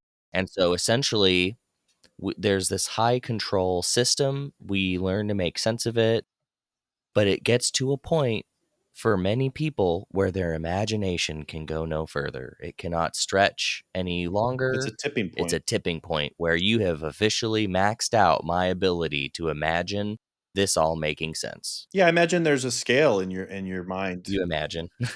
Yeah, there's a scale in your mind. You're like, the scale's been tipped now. Like I've Yep. done so many things for you in this organization, and this is what you're gonna say. This is what you're gonna react. There's not even a level of like, let's talk this over. And I ask the question jokingly because I know that everyone's doing that behind closed doors. Oh yeah. Yeah. Did you have It's who's going to admit it. you had a roommate? I did have a roommate.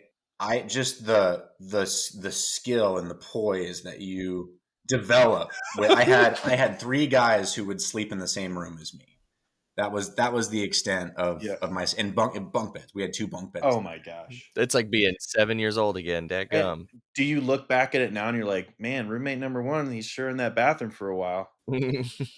I think you're like aware of it in the moment and you're just like, okay, I'm fucking not paying attention to this. You know what? I never I certainly never caught anybody nor even wondered. I would love to know if they wondered about me. It's one of those funny things. Yeah. Well, yeah, and everyone's like separately a master of That's right. stealth.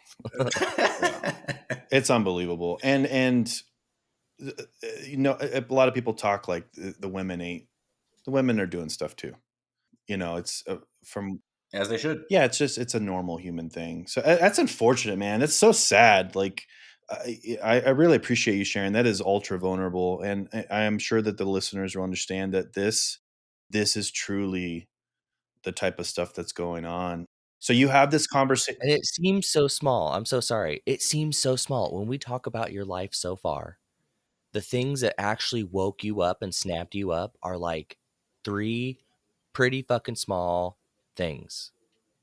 That's kind of crazy to me. Like 4 generations and you had some real dumb shit happen to you and you're finally like, "Okay, math's not mathin', imagination stretched at my limit." And it's over like 3 or 4 or 5 kind of small or innocuous events by themselves. Well, I mean, almost, I guess to be fair, Trent, like kind of on the contrary, right? I was able to come back from that moment, right? I had the ego reaction of I failed, I'm sad, I'm embarrassed, I fucked up, but I'm going to very much, you know, bear my cross, and I'm going to face this, and I'm going to do what I got. So I actually went to my elders before the Bethel elders got there, and I resigned, Wow. and I said, Mm. I'm not going to give you a reason why. Bethel will probably be telling you, but I don't think that I can, in good conscience, serve this congregation anymore with what I've done. That is so honorable of you. So I tried to take the moral high ground, Yeah. because I was like, what else do I gotta somehow make this right, you know? And the one of the most cutting things that I learned is that Bethel actually did not ever tell my congregation anything. Wow. Whoa. So I resigned for no reason. I could have just Wow. I could have tempted fate and stayed. And that, and Trent, like that, these things were little kind of chinks in my armor, but I managed to kind of just still get through it with, okay, Jehovah's Witnesses are right. Wow. Jehovah is our God. This Bethel shit's kind of stupid, you know. I'll let you have that these people are kind of weird. And so around this time, everybody was getting extended for 3 years, and it was unknown if I was going to. There was another kind of situation where, can I give one more story? Oh God, yeah. Sure. So I'm 20 still, and I want to go get fucked up, dude. I want to see what this drinking's all about. And I had drank a little bit with my mom. You know, she gave me a beer once, and didn't particularly have too much affection towards it or anything. You know, it was what adults do. I don't know. It tastes bad to me. And so we go to Canada. We go about north of the border so that we can drink before we're 21. And to this day, I have not taken in that much alcohol ever again. I mean, I don't know what the hell was wrong with me. I'm glad I got that out of my system. And so I come back, and somebody in the group, you know, their conscience is bothering them. So Of course. it turned, and it, in their defense, I mean, I remember being, I remember wilding for sure. I had drank too much, and I think I was probably causing some concern to my little Bethelite friends. But No doubt. so the elders sit me down, and they're just talking about, well, were you drunk? And I'm like, guys, I have never been drunk. I truly have no idea if what you would say. You tell me, like, what? And they're like, well, we don't know. You know, of course, we've never been drunk. We would never do something like that. And that was another moment, Trent, to your extent, of just like, just I'm giving everything to this organization. And yeah, I had a little bit too much that one night, but I made it home. There was not immorality. There was not violence. You know, we just walked home, and that was kind of the end of it. Does God really care so much that I did that? And it was, Well, let me ask you this. I mean, do you remember the parable or maybe the factual story of those, was it two daughters Oh yeah. who got their father drunk purposely and he impregnated both of them? And that was like with God's blessing? that's a lot. Yeah, I think that's a lot. Yeah. that was a lot. That's crazy to think about. That's part of the story they don't talk about too much. Yeah, but like, But they had to continue the lineage, and that was really the only way to do so. oh yeah, Yeah. yeah. So we'll just hide the fact that crazy story I happened. hate that I'm always a devil's advocate, but like, geez. Yeah. Well, and to be fair, I mean the entire society and organization had. I mean, everyone Yeah, drinks. everyone drinks. I mean, that's been put in place since Rutherford. Oh my gosh, I would do these trash runs, right? And we would have, they're separated out, and I come do trash on a Monday. Okay, there's a little bit of like food trash, there's some mail in the paper trash. I need another bin for the bottles and I mean, I love having this factoid, because I mean, these people were putting away tremendously expensive alcohol, and it was piling my trash can up so goddamn high Wow. that I would have to report it to and be like, listen, I just need another trash can in there, because it's spilling out all over the place. Yeah. Wow, that is kind of crazy. And so yeah, those folks were knocking them back. You know, that's like kind of the one thing with Jehovah's Witnesses, for people who don't know, that alcohol is kind of not that big of an issue, it seems. Well, because Jesus made alcohol and drank alcohol. Yeah, it's very So- conflicting, because yes, at one sense everyone does it, but in another sense, whatever You better do it you right. got to do it right. And whatever you do, if you're under the influence and you do something just slightly wrong, Own it. You did it. you're gonna have the book thrown at you. Yep. So you say that even though these things happen, you still were a believer and you still were accepting your fate. Was the alcohol thing the final straw, or what? Yeah, I think we're ready for the what was the actual tipping point? Yeah, so I am disappointed to say the final straw did not come for a few more years, actually. That's So okay, man. I did leave Bethel. I, instead of wanting to get extended, I turned in my application because I just kind of had my fun. I loved it. It was always going to be a great experience. It certainly was going to help my cred when I got back home to Phoenix, perhaps in finding a mate. Mm. And so I was like, you know what? I think we're done here. I think we came, we saw, we conquered, and we can leave. So I turned in my notice.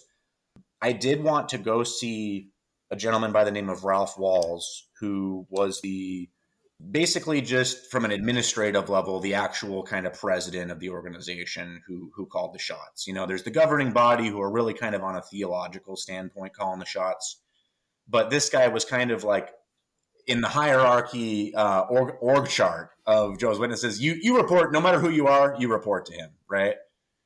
And so I go have this meeting with him, and I remember going to Brooklyn, which I would go to Brooklyn occasionally for some cleaning projects and stuff. But it feels fancy, You go there and you got a meeting with this person, and I kind of just told them like, yeah, I'm leaving, and I just want whatever advice you have. And he was touched, nice dude.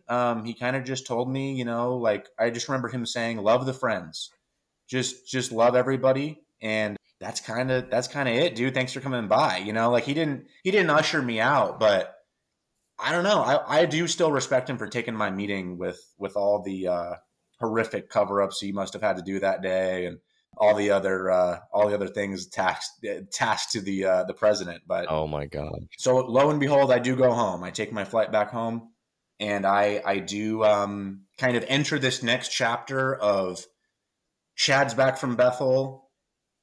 He's not completely shaken. I'm enjoying the accolades of people asking me how it was, and well, my son wants to go. Can you talk to him? And just kind of enjoying that. I made some really good friends, and that's kind of one of my next stumbling blocks. Is I had a very good friend, and this guy, this is a troubling kind of tale too that I'll tell. This was a friend of mine who I was not friends with before I became friends with him, if that makes sense, because it was more than obvious that this man was gay to me. He never came out and told me. He never came out and told anyone.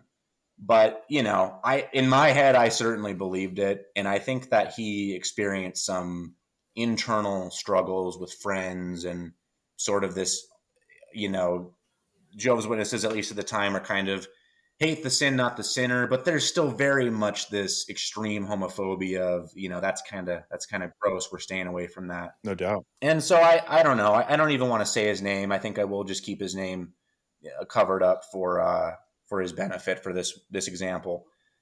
But I become friends with him, and I'm like, you know what? I don't give a shit. This guy's cool. He's my friend, and we had a great year or two of friendship together. And then I kind of do meet somebody. I get married, and about a year into and I'll cover that in a second. But about a year into my marriage, he does end up taking his own life. Oh, So he basically woke up one morning, and if you're from Phoenix, you'll be familiar with some of the freeways we have, and there's these very large sound walls between the freeway and the neighborhoods. And he must have hit that wall at 140 miles an hour because there was nothing left of the car, nothing left of him. A tremendously painful moment for me losing my friend. And I don't know, I try my best to be intellectually honest as much as I possibly can. I have no conclusive evidence that this man was suffering with that ostracism or extreme confliction of being a member of a homosexual community, but having to face this religion where your sexuality is very much not welcome. I do take away that was the reason. I can't prove it, but this was another area of like, is I don't think God wants that. I don't think God wanted that to be the formula that this guy comes to just because he's gay. God wants him to kill himself and didn't save him, or it was tremendously upsetting for me. And I mean, I Yeah. just to be vulnerable, I was more than homophobic as a Jehovah's Witness. I mean, I was right there with everybody else. That's how the culture is. And so just again kind of feeling that guilt of this is not good. I'm associated with something that is hurting people. It's so I mean, you can only imagine how it's so difficult for anyone that grows up in that organization and has to struggle with those thoughts that they're born with.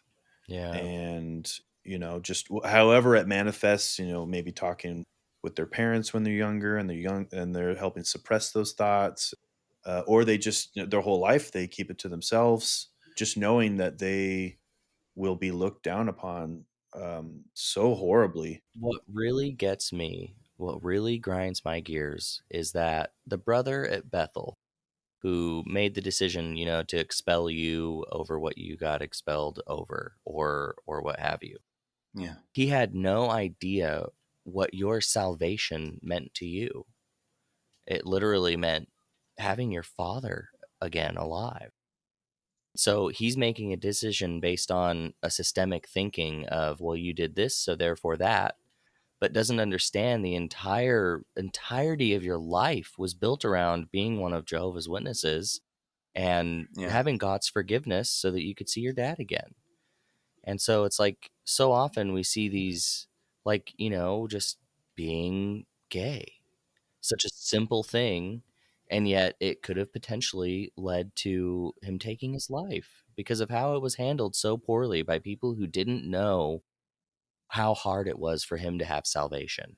I am aware of how hard that can be for people who are Jehovah's Witnesses. Yeah. It's entirely too hard, and I feel for both of you. It's horrible. These are the stories where, yes, we don't definitively know.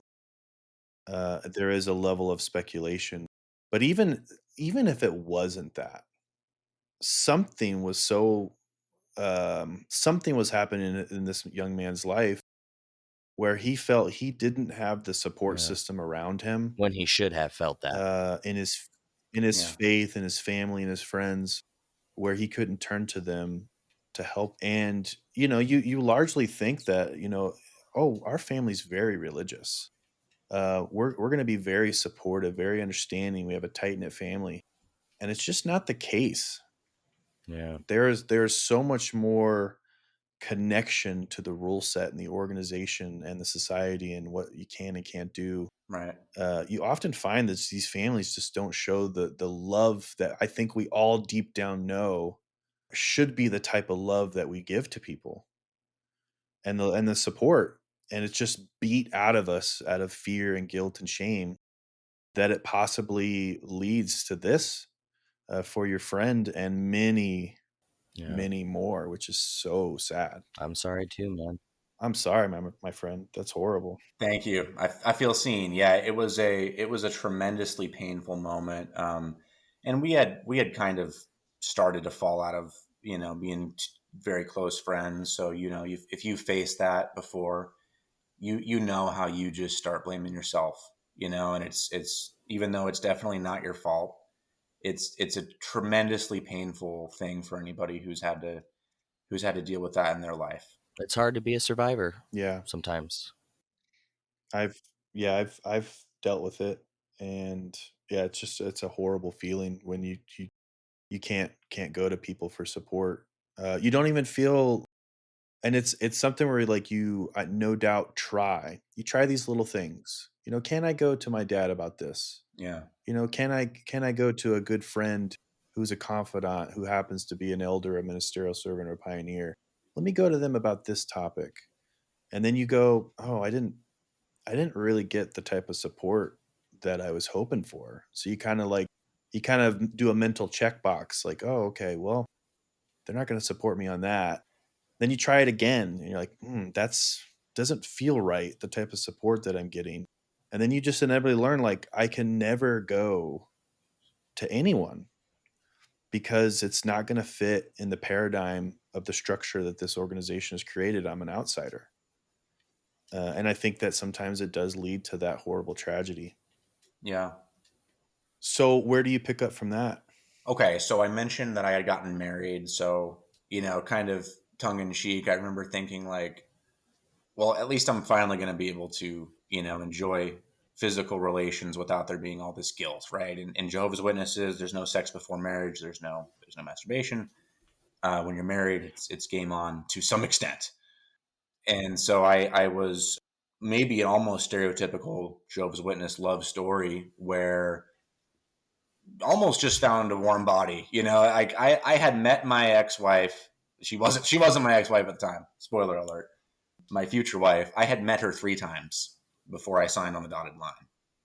So, and engaged on a Tuesday, married on a Thursday. Wow. And for those of us, Trent, I forget your situation, who have been married and divorced. It's just like, it's almost in the same vein. You feel a lot about it, and then as time goes on, you feel less about it. And this is 6 years ago that we split up, and I don't feel we were just in this system where we kind of were thrown into each other's arms because at random we wanted to is a mutually beneficial system, and we didn't. Mutually beneficial. Yeah, we didn't have anything in common, and it wasn't a very fun relationship. But I forgive myself, I forgive her, and it's all good. But during this time while I'm married, this is the beginning of the end.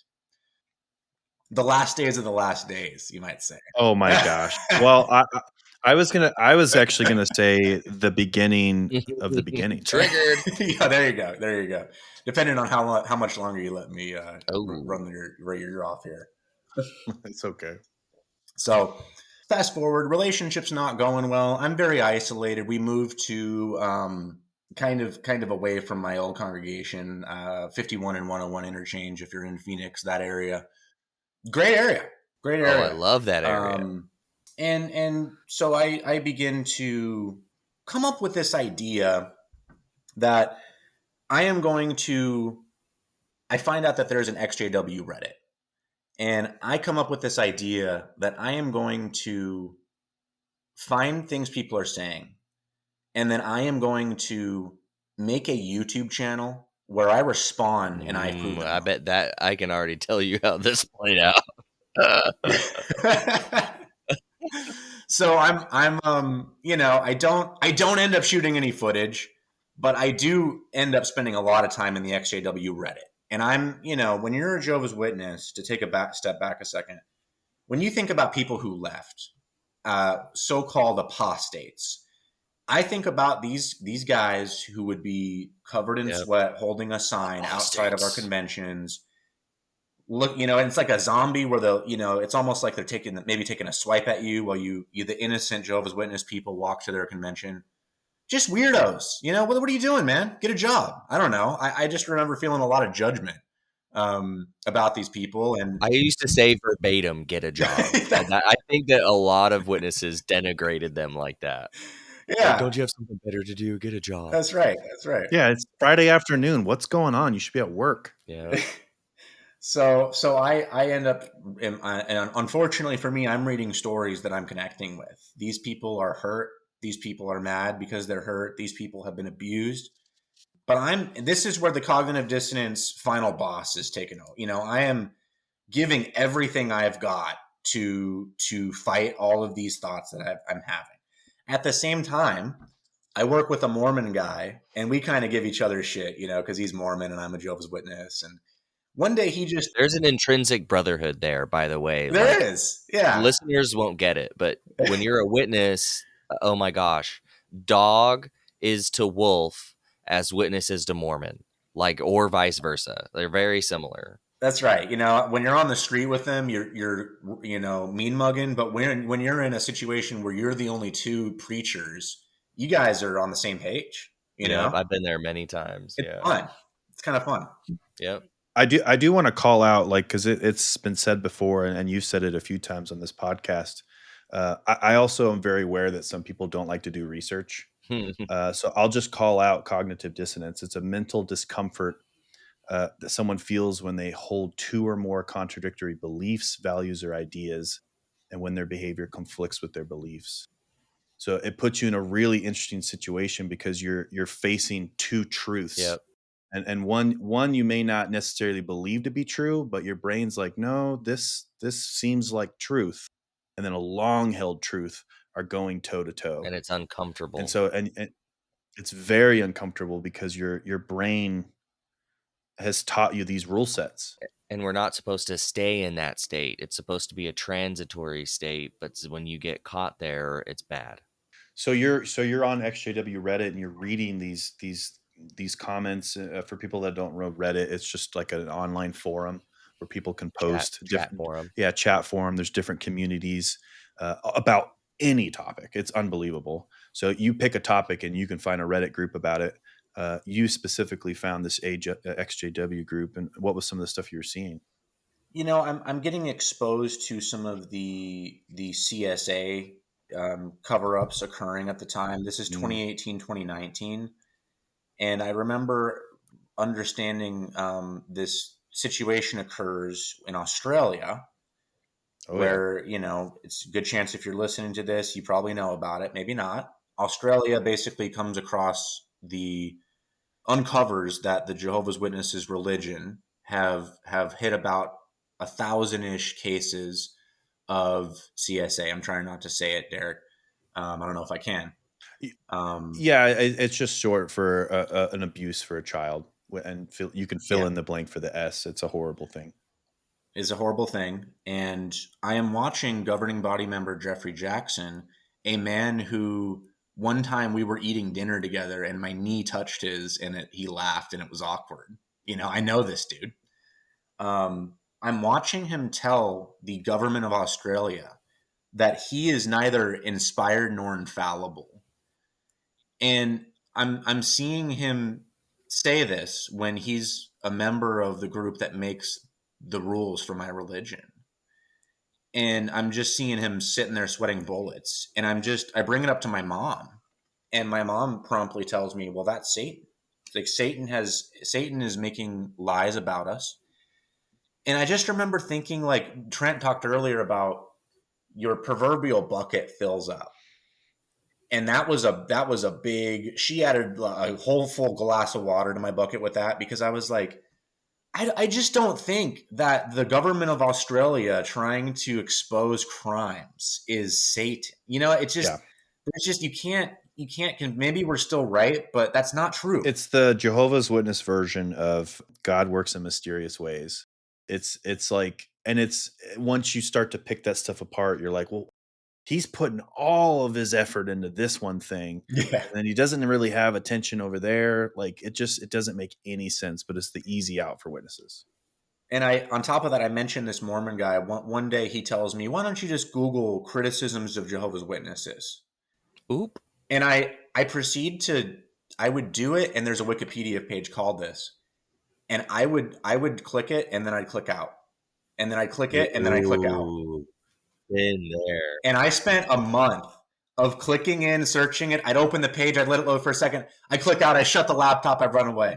It was a bizarre psychological experience of slowly getting there, Tiptoeing. right? Well, that's such an interesting thing you bring up So careful. because that's like something you see that's very graphic as a child, and you immediately turn away because it's like scary. Maybe you're watching a scary movie when you're really young, Or your conscience and bothers you're you. just like, oh my gosh, this is very graphic. And obviously as we get older, our brains start to kind of like, oh, I can kind of take this graphic violence or whatever. And it's like you literally are doing that to You had to desensitize to yourself. information, Yeah, to normal info. just words on a screen. And it's hard to kind of Yeah. paint that picture for people that never been in that situation, but Like the fear you can feel over fucking words on a Wikipedia page as a witness. It's bizarre. It's such a part of the experience of being in any high control group. And I have a lot of compassion for me in that moment because I can remember to tie it all together.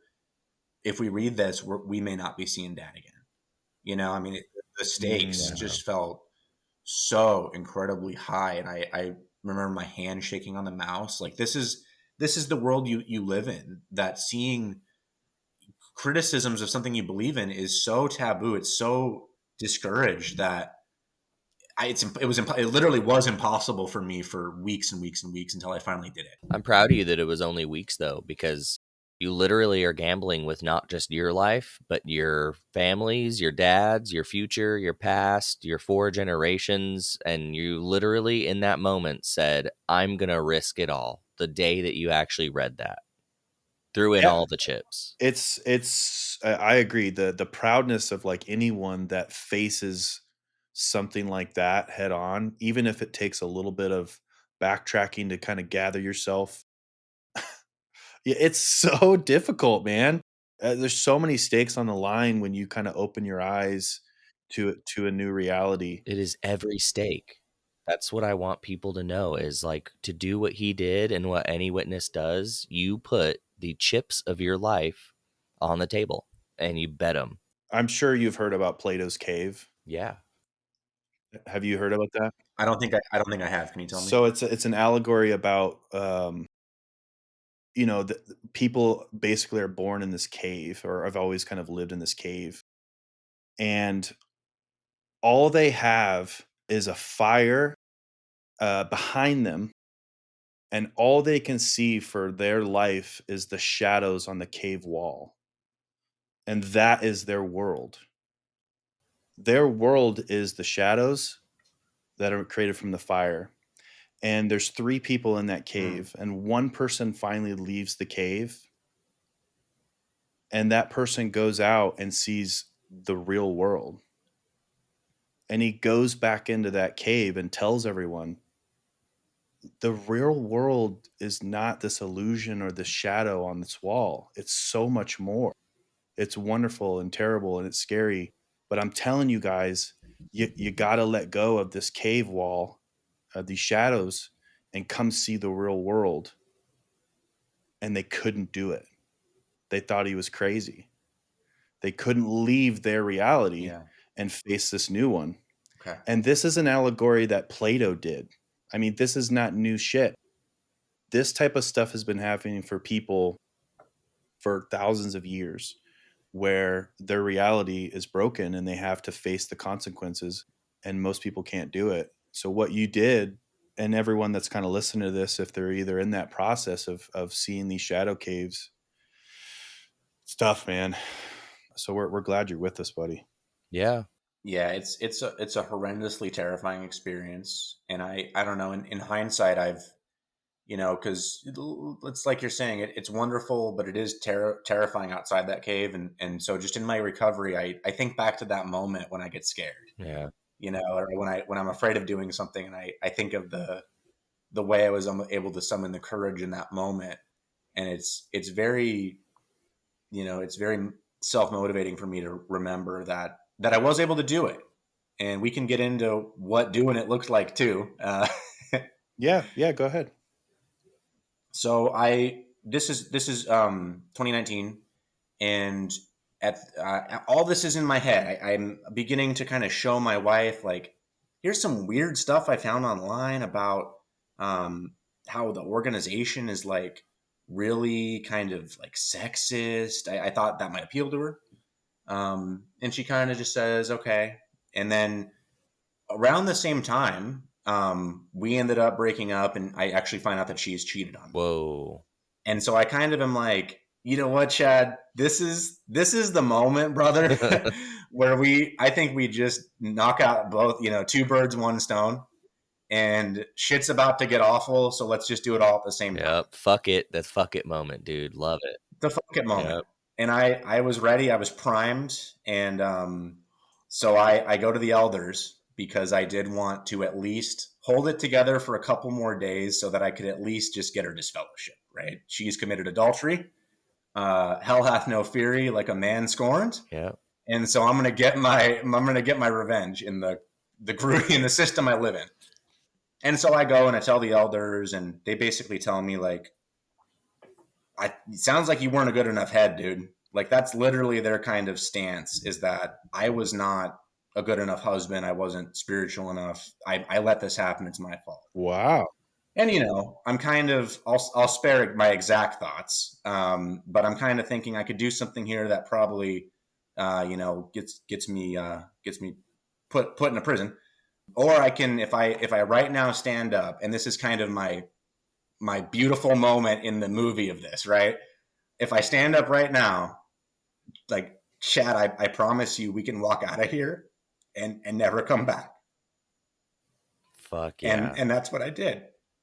That's what I did. I walked out of there, and I very, like, while they were talking, I just stood up slowly and smiled, and I walked out of there. And the day was August 9th, 2019, and I never did go back.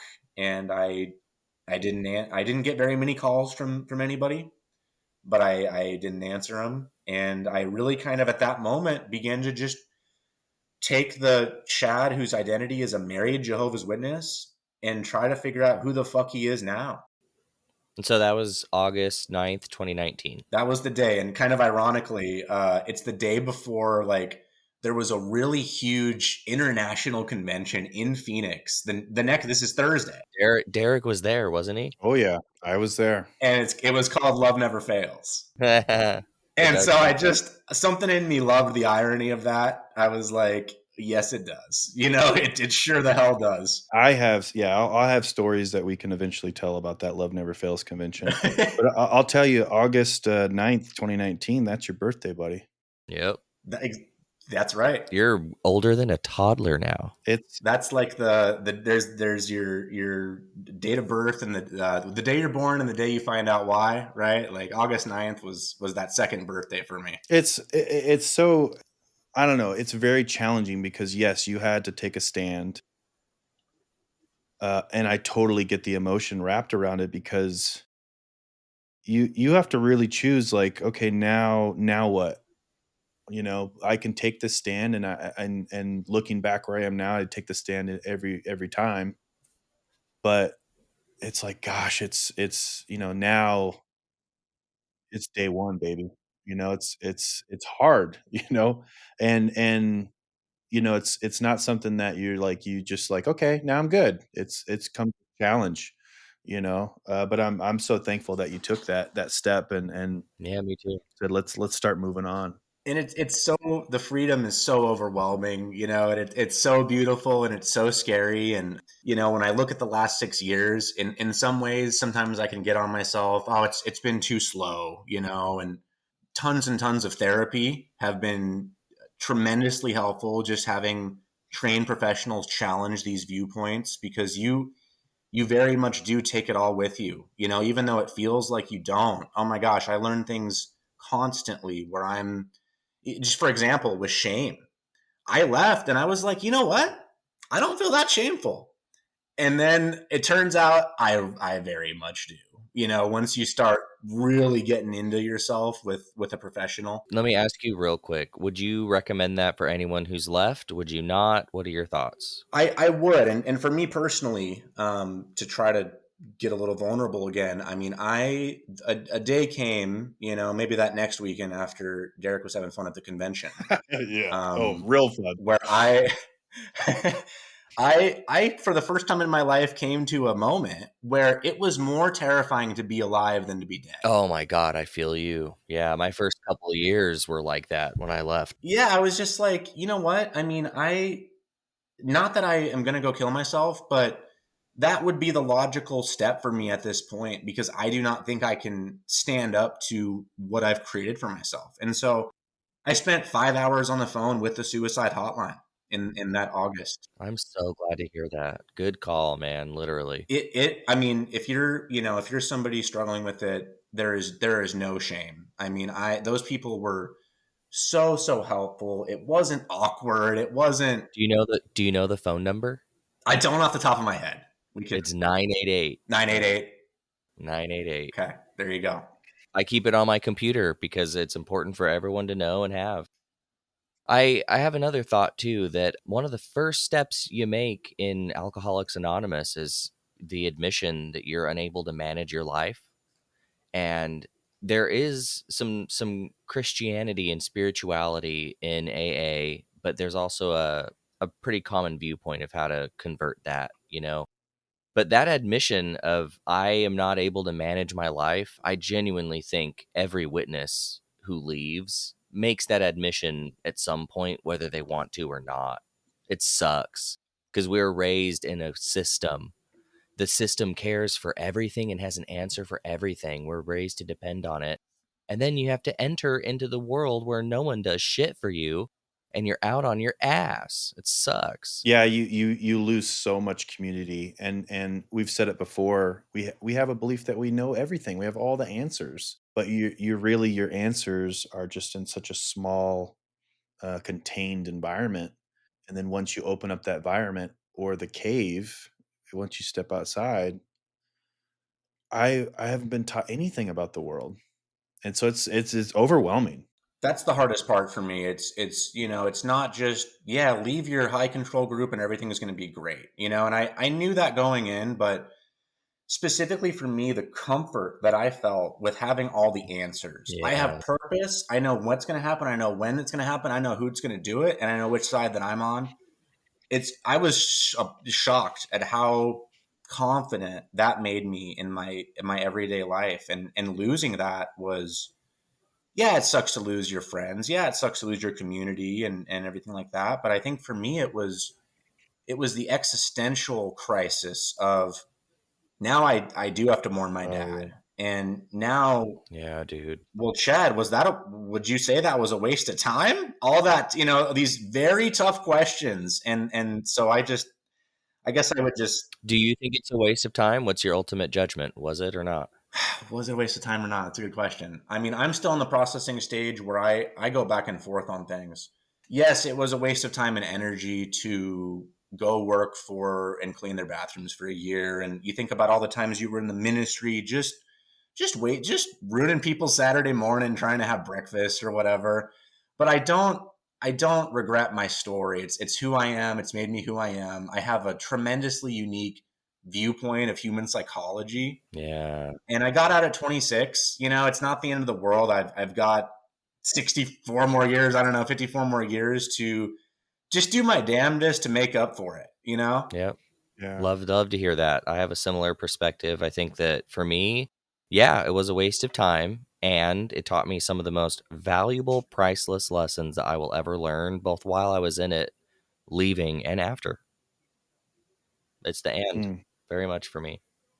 Yeah, I think it's a common thread that we always kind of hear with people we talk. And no one would ever say it's a waste of time for the most part, and they are who they are because of the experiences that they've been through. It shaped them. And I just challenge everyone, like, have that mindset to go, like, I'm in a very unique situation that I can now inform and be available for people, that may be in a similar situation. There's many people that have left and have kind of done their own thing, or have left and gotten worse. And it's like, you have the ability to be better and to be someone to help others be better.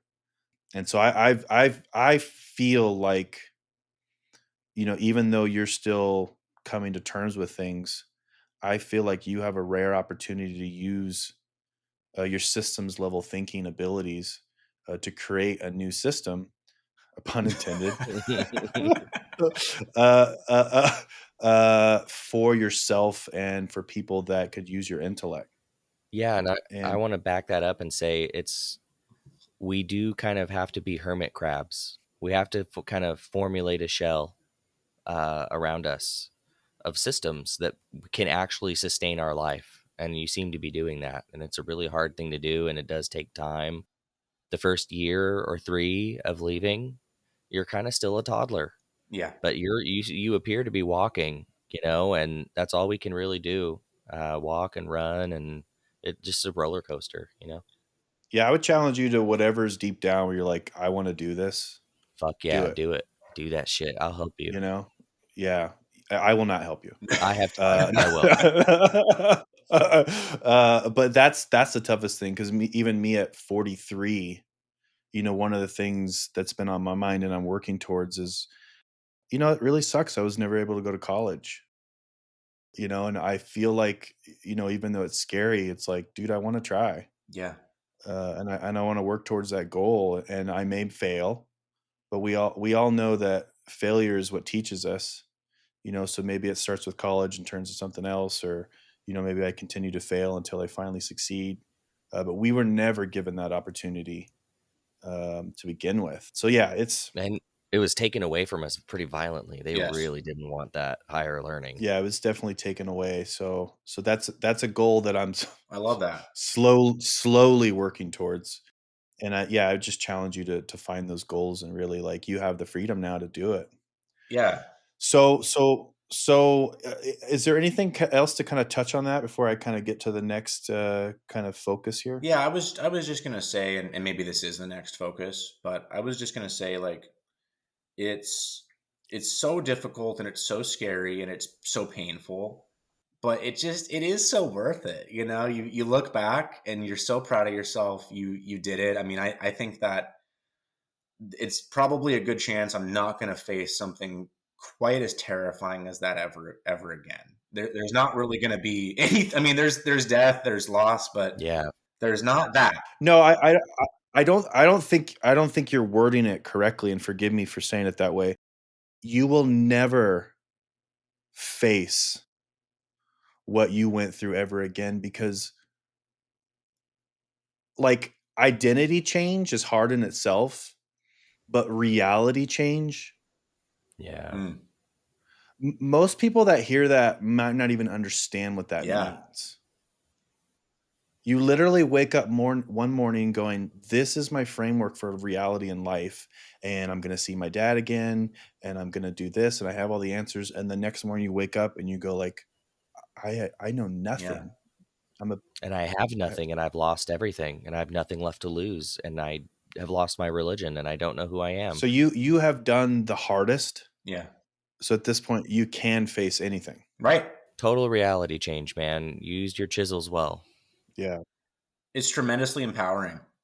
And even with it being so scary, I say that to almost talk to myself back then, that it is so worth it. And it takes a lot of time and patience with yourself, and days, months, years for me where I didn't want to address it, and I wasn't in a place to. And that's okay. That was my coping. That was my journey that I'm still very much on. Yeah. I mean, we all are. Trent and I talk offline. Like, we're just like everyone else. We're just human people that are just trying to figure life out and learn and grow and develop and overcome, the previous code that was written into our brains, and try to just, create the new versions of ourselves. And it's hard. Um, but My goal is to build self-regenerating, self-healing systems for myself and those people around me. I love it. and it's super hard, man. It's one thing to say it, but it's so crazy, because it's like you see those people with those positive affirmations on their walls or whatever, and you're just like, that's bullshit. And but then you go like, I get it. Sometimes we need to have a visual representation of the goal we need to accomplish, because our brain is not doing it. Yeah. We need, our eyes need to see it, to go, this is who I want to be. I need to rewrite my brain. I need to take an active level of understanding that I'm in charge of rewriting my brain towards a new life, a new goal, a new whatever. And so I totally get it. You'll put those affirmations up there, put them on your wall, put them on your phone, your whatever, because you need to take an active role in reprogramming yourself. And so, what I want to touch on a couple things. So what's the you now? Kind of where are you at in life now? Like, what's the day-to-day Chad, and kind of what you're doing and living. And then I want to touch on one other thing as well. Yeah, it's a fun question. And it's that I love the reality versus identity difference, because it's very different. And I think I talked about how when I was a kid, I didn't let a lot of my own self and identity kind of root even. Yeah. And so that's unfortunately really made it difficult now as a grown man, and leaving and kind of being in that isolation zone, rebuilding community. But who I am, I mean, I'm great. I'm a fun guy who likes to be silly, and I'm extroverted, and I'm trying out hobbies. I moved to Ventura, California to live with my now girlfriend, who actually did know me while I was a Jehovah's Witness, because we worked together. Wow. And I've tried surfing here. I got really into camping with COVID. I reconnected with some high school friends. Have you done anything that Jehovah would be mad at you for? Oh my God. One of my first things was getting to Vegas. That's such And, a great question. like Finally, a great question, Trent. yeah. I had a experience with mushrooms that was Okay. tremendously important for me. Yeah. Had to try some weed. I had to go to Vegas and throw the dice. Had to shocker in middle time, but it had to engage in sexual relations with not my spouse. I know. Mm. How could you? I know. Um, So sinful. so yeah, it's very much a work in progress, but it's just so beautiful to be myself of my own doing, and to be dismantling these things still with my therapists and finding out what makes me tick and finding out what I want to do. I think that will satisfy me for forever. I feel like I sometimes people can be like, well, when you've got no morality, there's no God, everything is going to be awful. Just learning about myself pretty much does it. I mean, it's great. It's fun. It's beautiful to experience the world when you don't have an agenda with people. You don't have to think about how to preach to them. The angle, the sell. Right, right. There's not all this pressure on you to be doing your time and being a Bethelite and being an elder, and so the Chad now is still a little bit scared, still kind of pretty confused, Yeah. but just way happier and doing it, in my own way. Yeah, I think one thing I personally believe, and I think that people lose even if they're not in a high control group or a cult.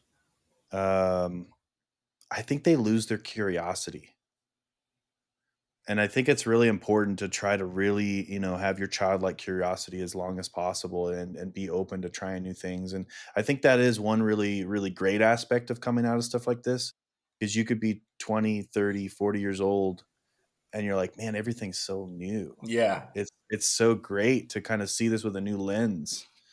And I just find that really fascinating. Anywhere I go, anywhere I travel, anything I do, I just go like, I remember what the other version of me would have thought when I was here, yeah, or doing this thing, and now I have a new outlook on just life in general, a very positive outlook, and I'm so thankful for me. But I'm also so thankful for you, man. I think the question I want to close out with is, you touched on this earlier. You weren't allowed to explore your own passions.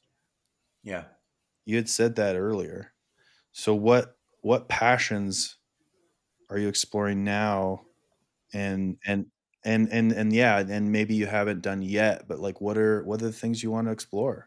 yeah. Thank you for asking. So, and it's funny because moving to Ventura, I wanted to take up surfing.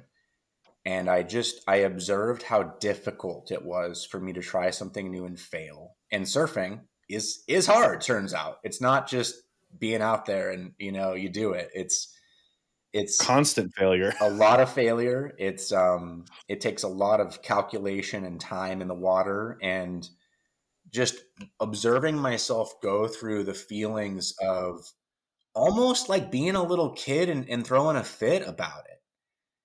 And Yeah. Oh, I the get that. difference now of like teaching myself the way I wish it would have been taught, of how to enjoy something, and how to failure is not bad, Chad, failure is not bad. This is how we learn. Yeah. Where is all this pressure coming from? Well, I think we know where it's coming from, right? Like, so Yeah. that's one big thing that I've been doing a bunch, and then little things here and there. I've been trying to get into some photography, and it's the same thing, very self-critical, and so I'm enjoying unwinding some of that negative self-perception Yeah. and just having fun.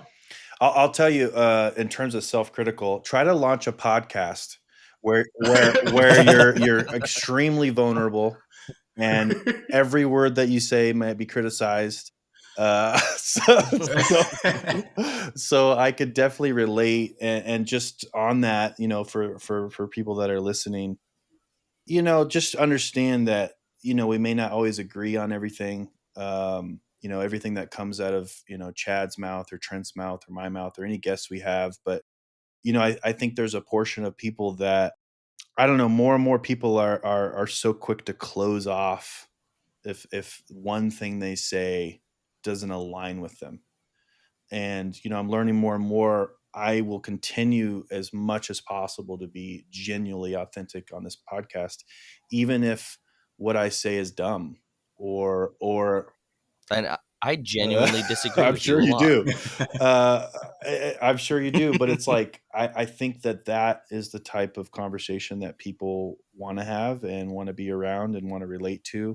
And so I just hope that people see. And sorry to take an aside here, Chad, but it's something that's been on my mind. It's like this is something that I have thought about doing for years, and my own worry, my own mental kind of mindset about things I wasn't ready yet, but now I'm ready, and it does come with criticism. So just people be kind, people be understanding that we're not going to align on everything, but I think deep down, even if something that Chad says or Trent or I say, just know that, I mean, this is just who we are. Like, this is our genuine reality based on our life experience. So we may be wrong. We may say some dumb fact Yeah. wrong Yeah, or whatever, but this is what would happen in just a normal private conversation. And just happens to be recorded for everyone.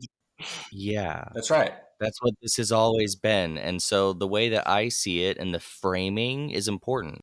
Like, me and Derek are not here to talk about ourselves. We just have to in order to have a conversation, and it's really Chad's story that we're here to hear, and I don't think his story is up for fucking interpretation. I think that he just told us the exact story that he wanted to.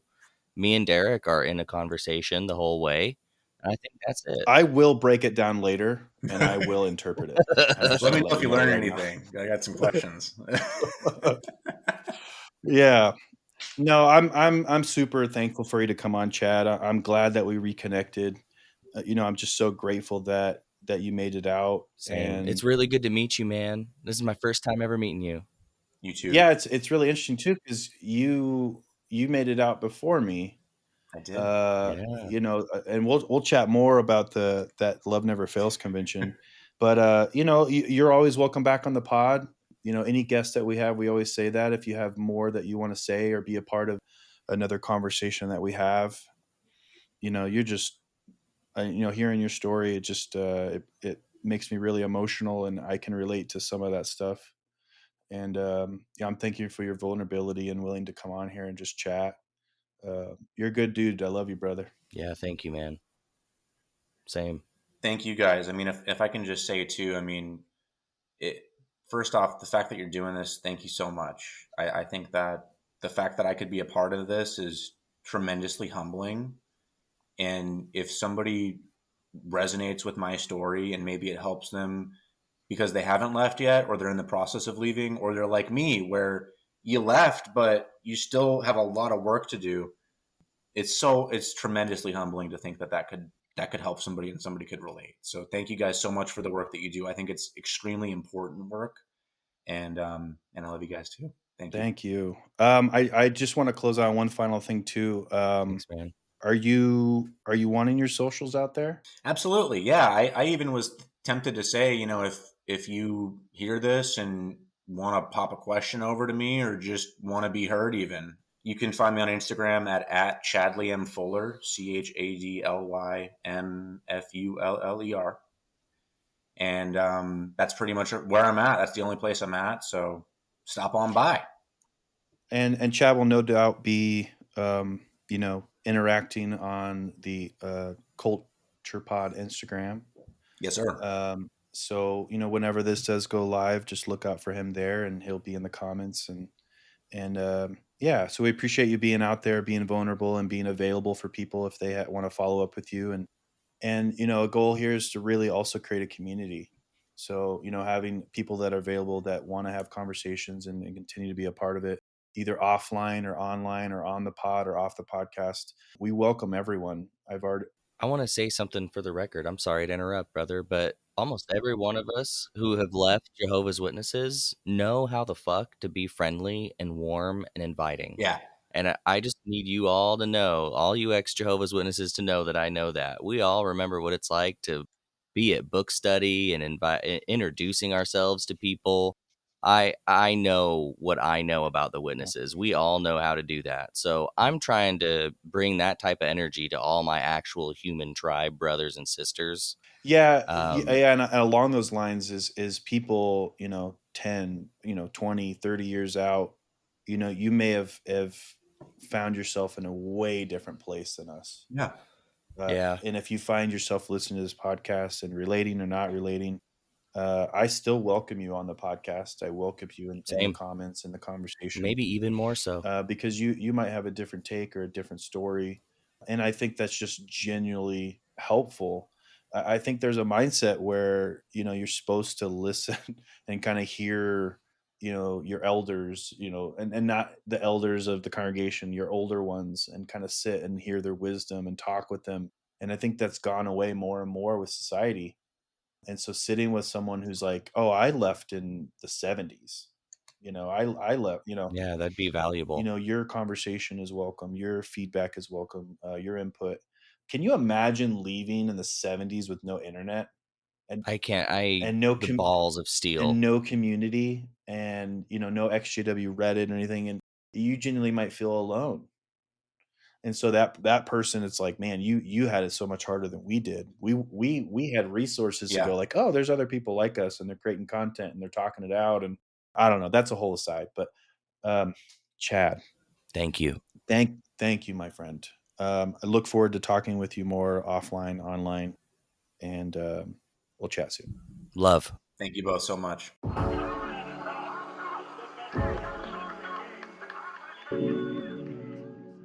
Thank you for joining us on this journey in this era. If you found today's episode valuable, please share it with someone who might need it. Check the podcast description for our socials and other information. Please consider supporting us at Patreon at patreon.com/culturepod. If you'd like to tell your story, please contact us at cult.ture.pod@gmail.com. Until next time, stay curious, stay critical, and stay free.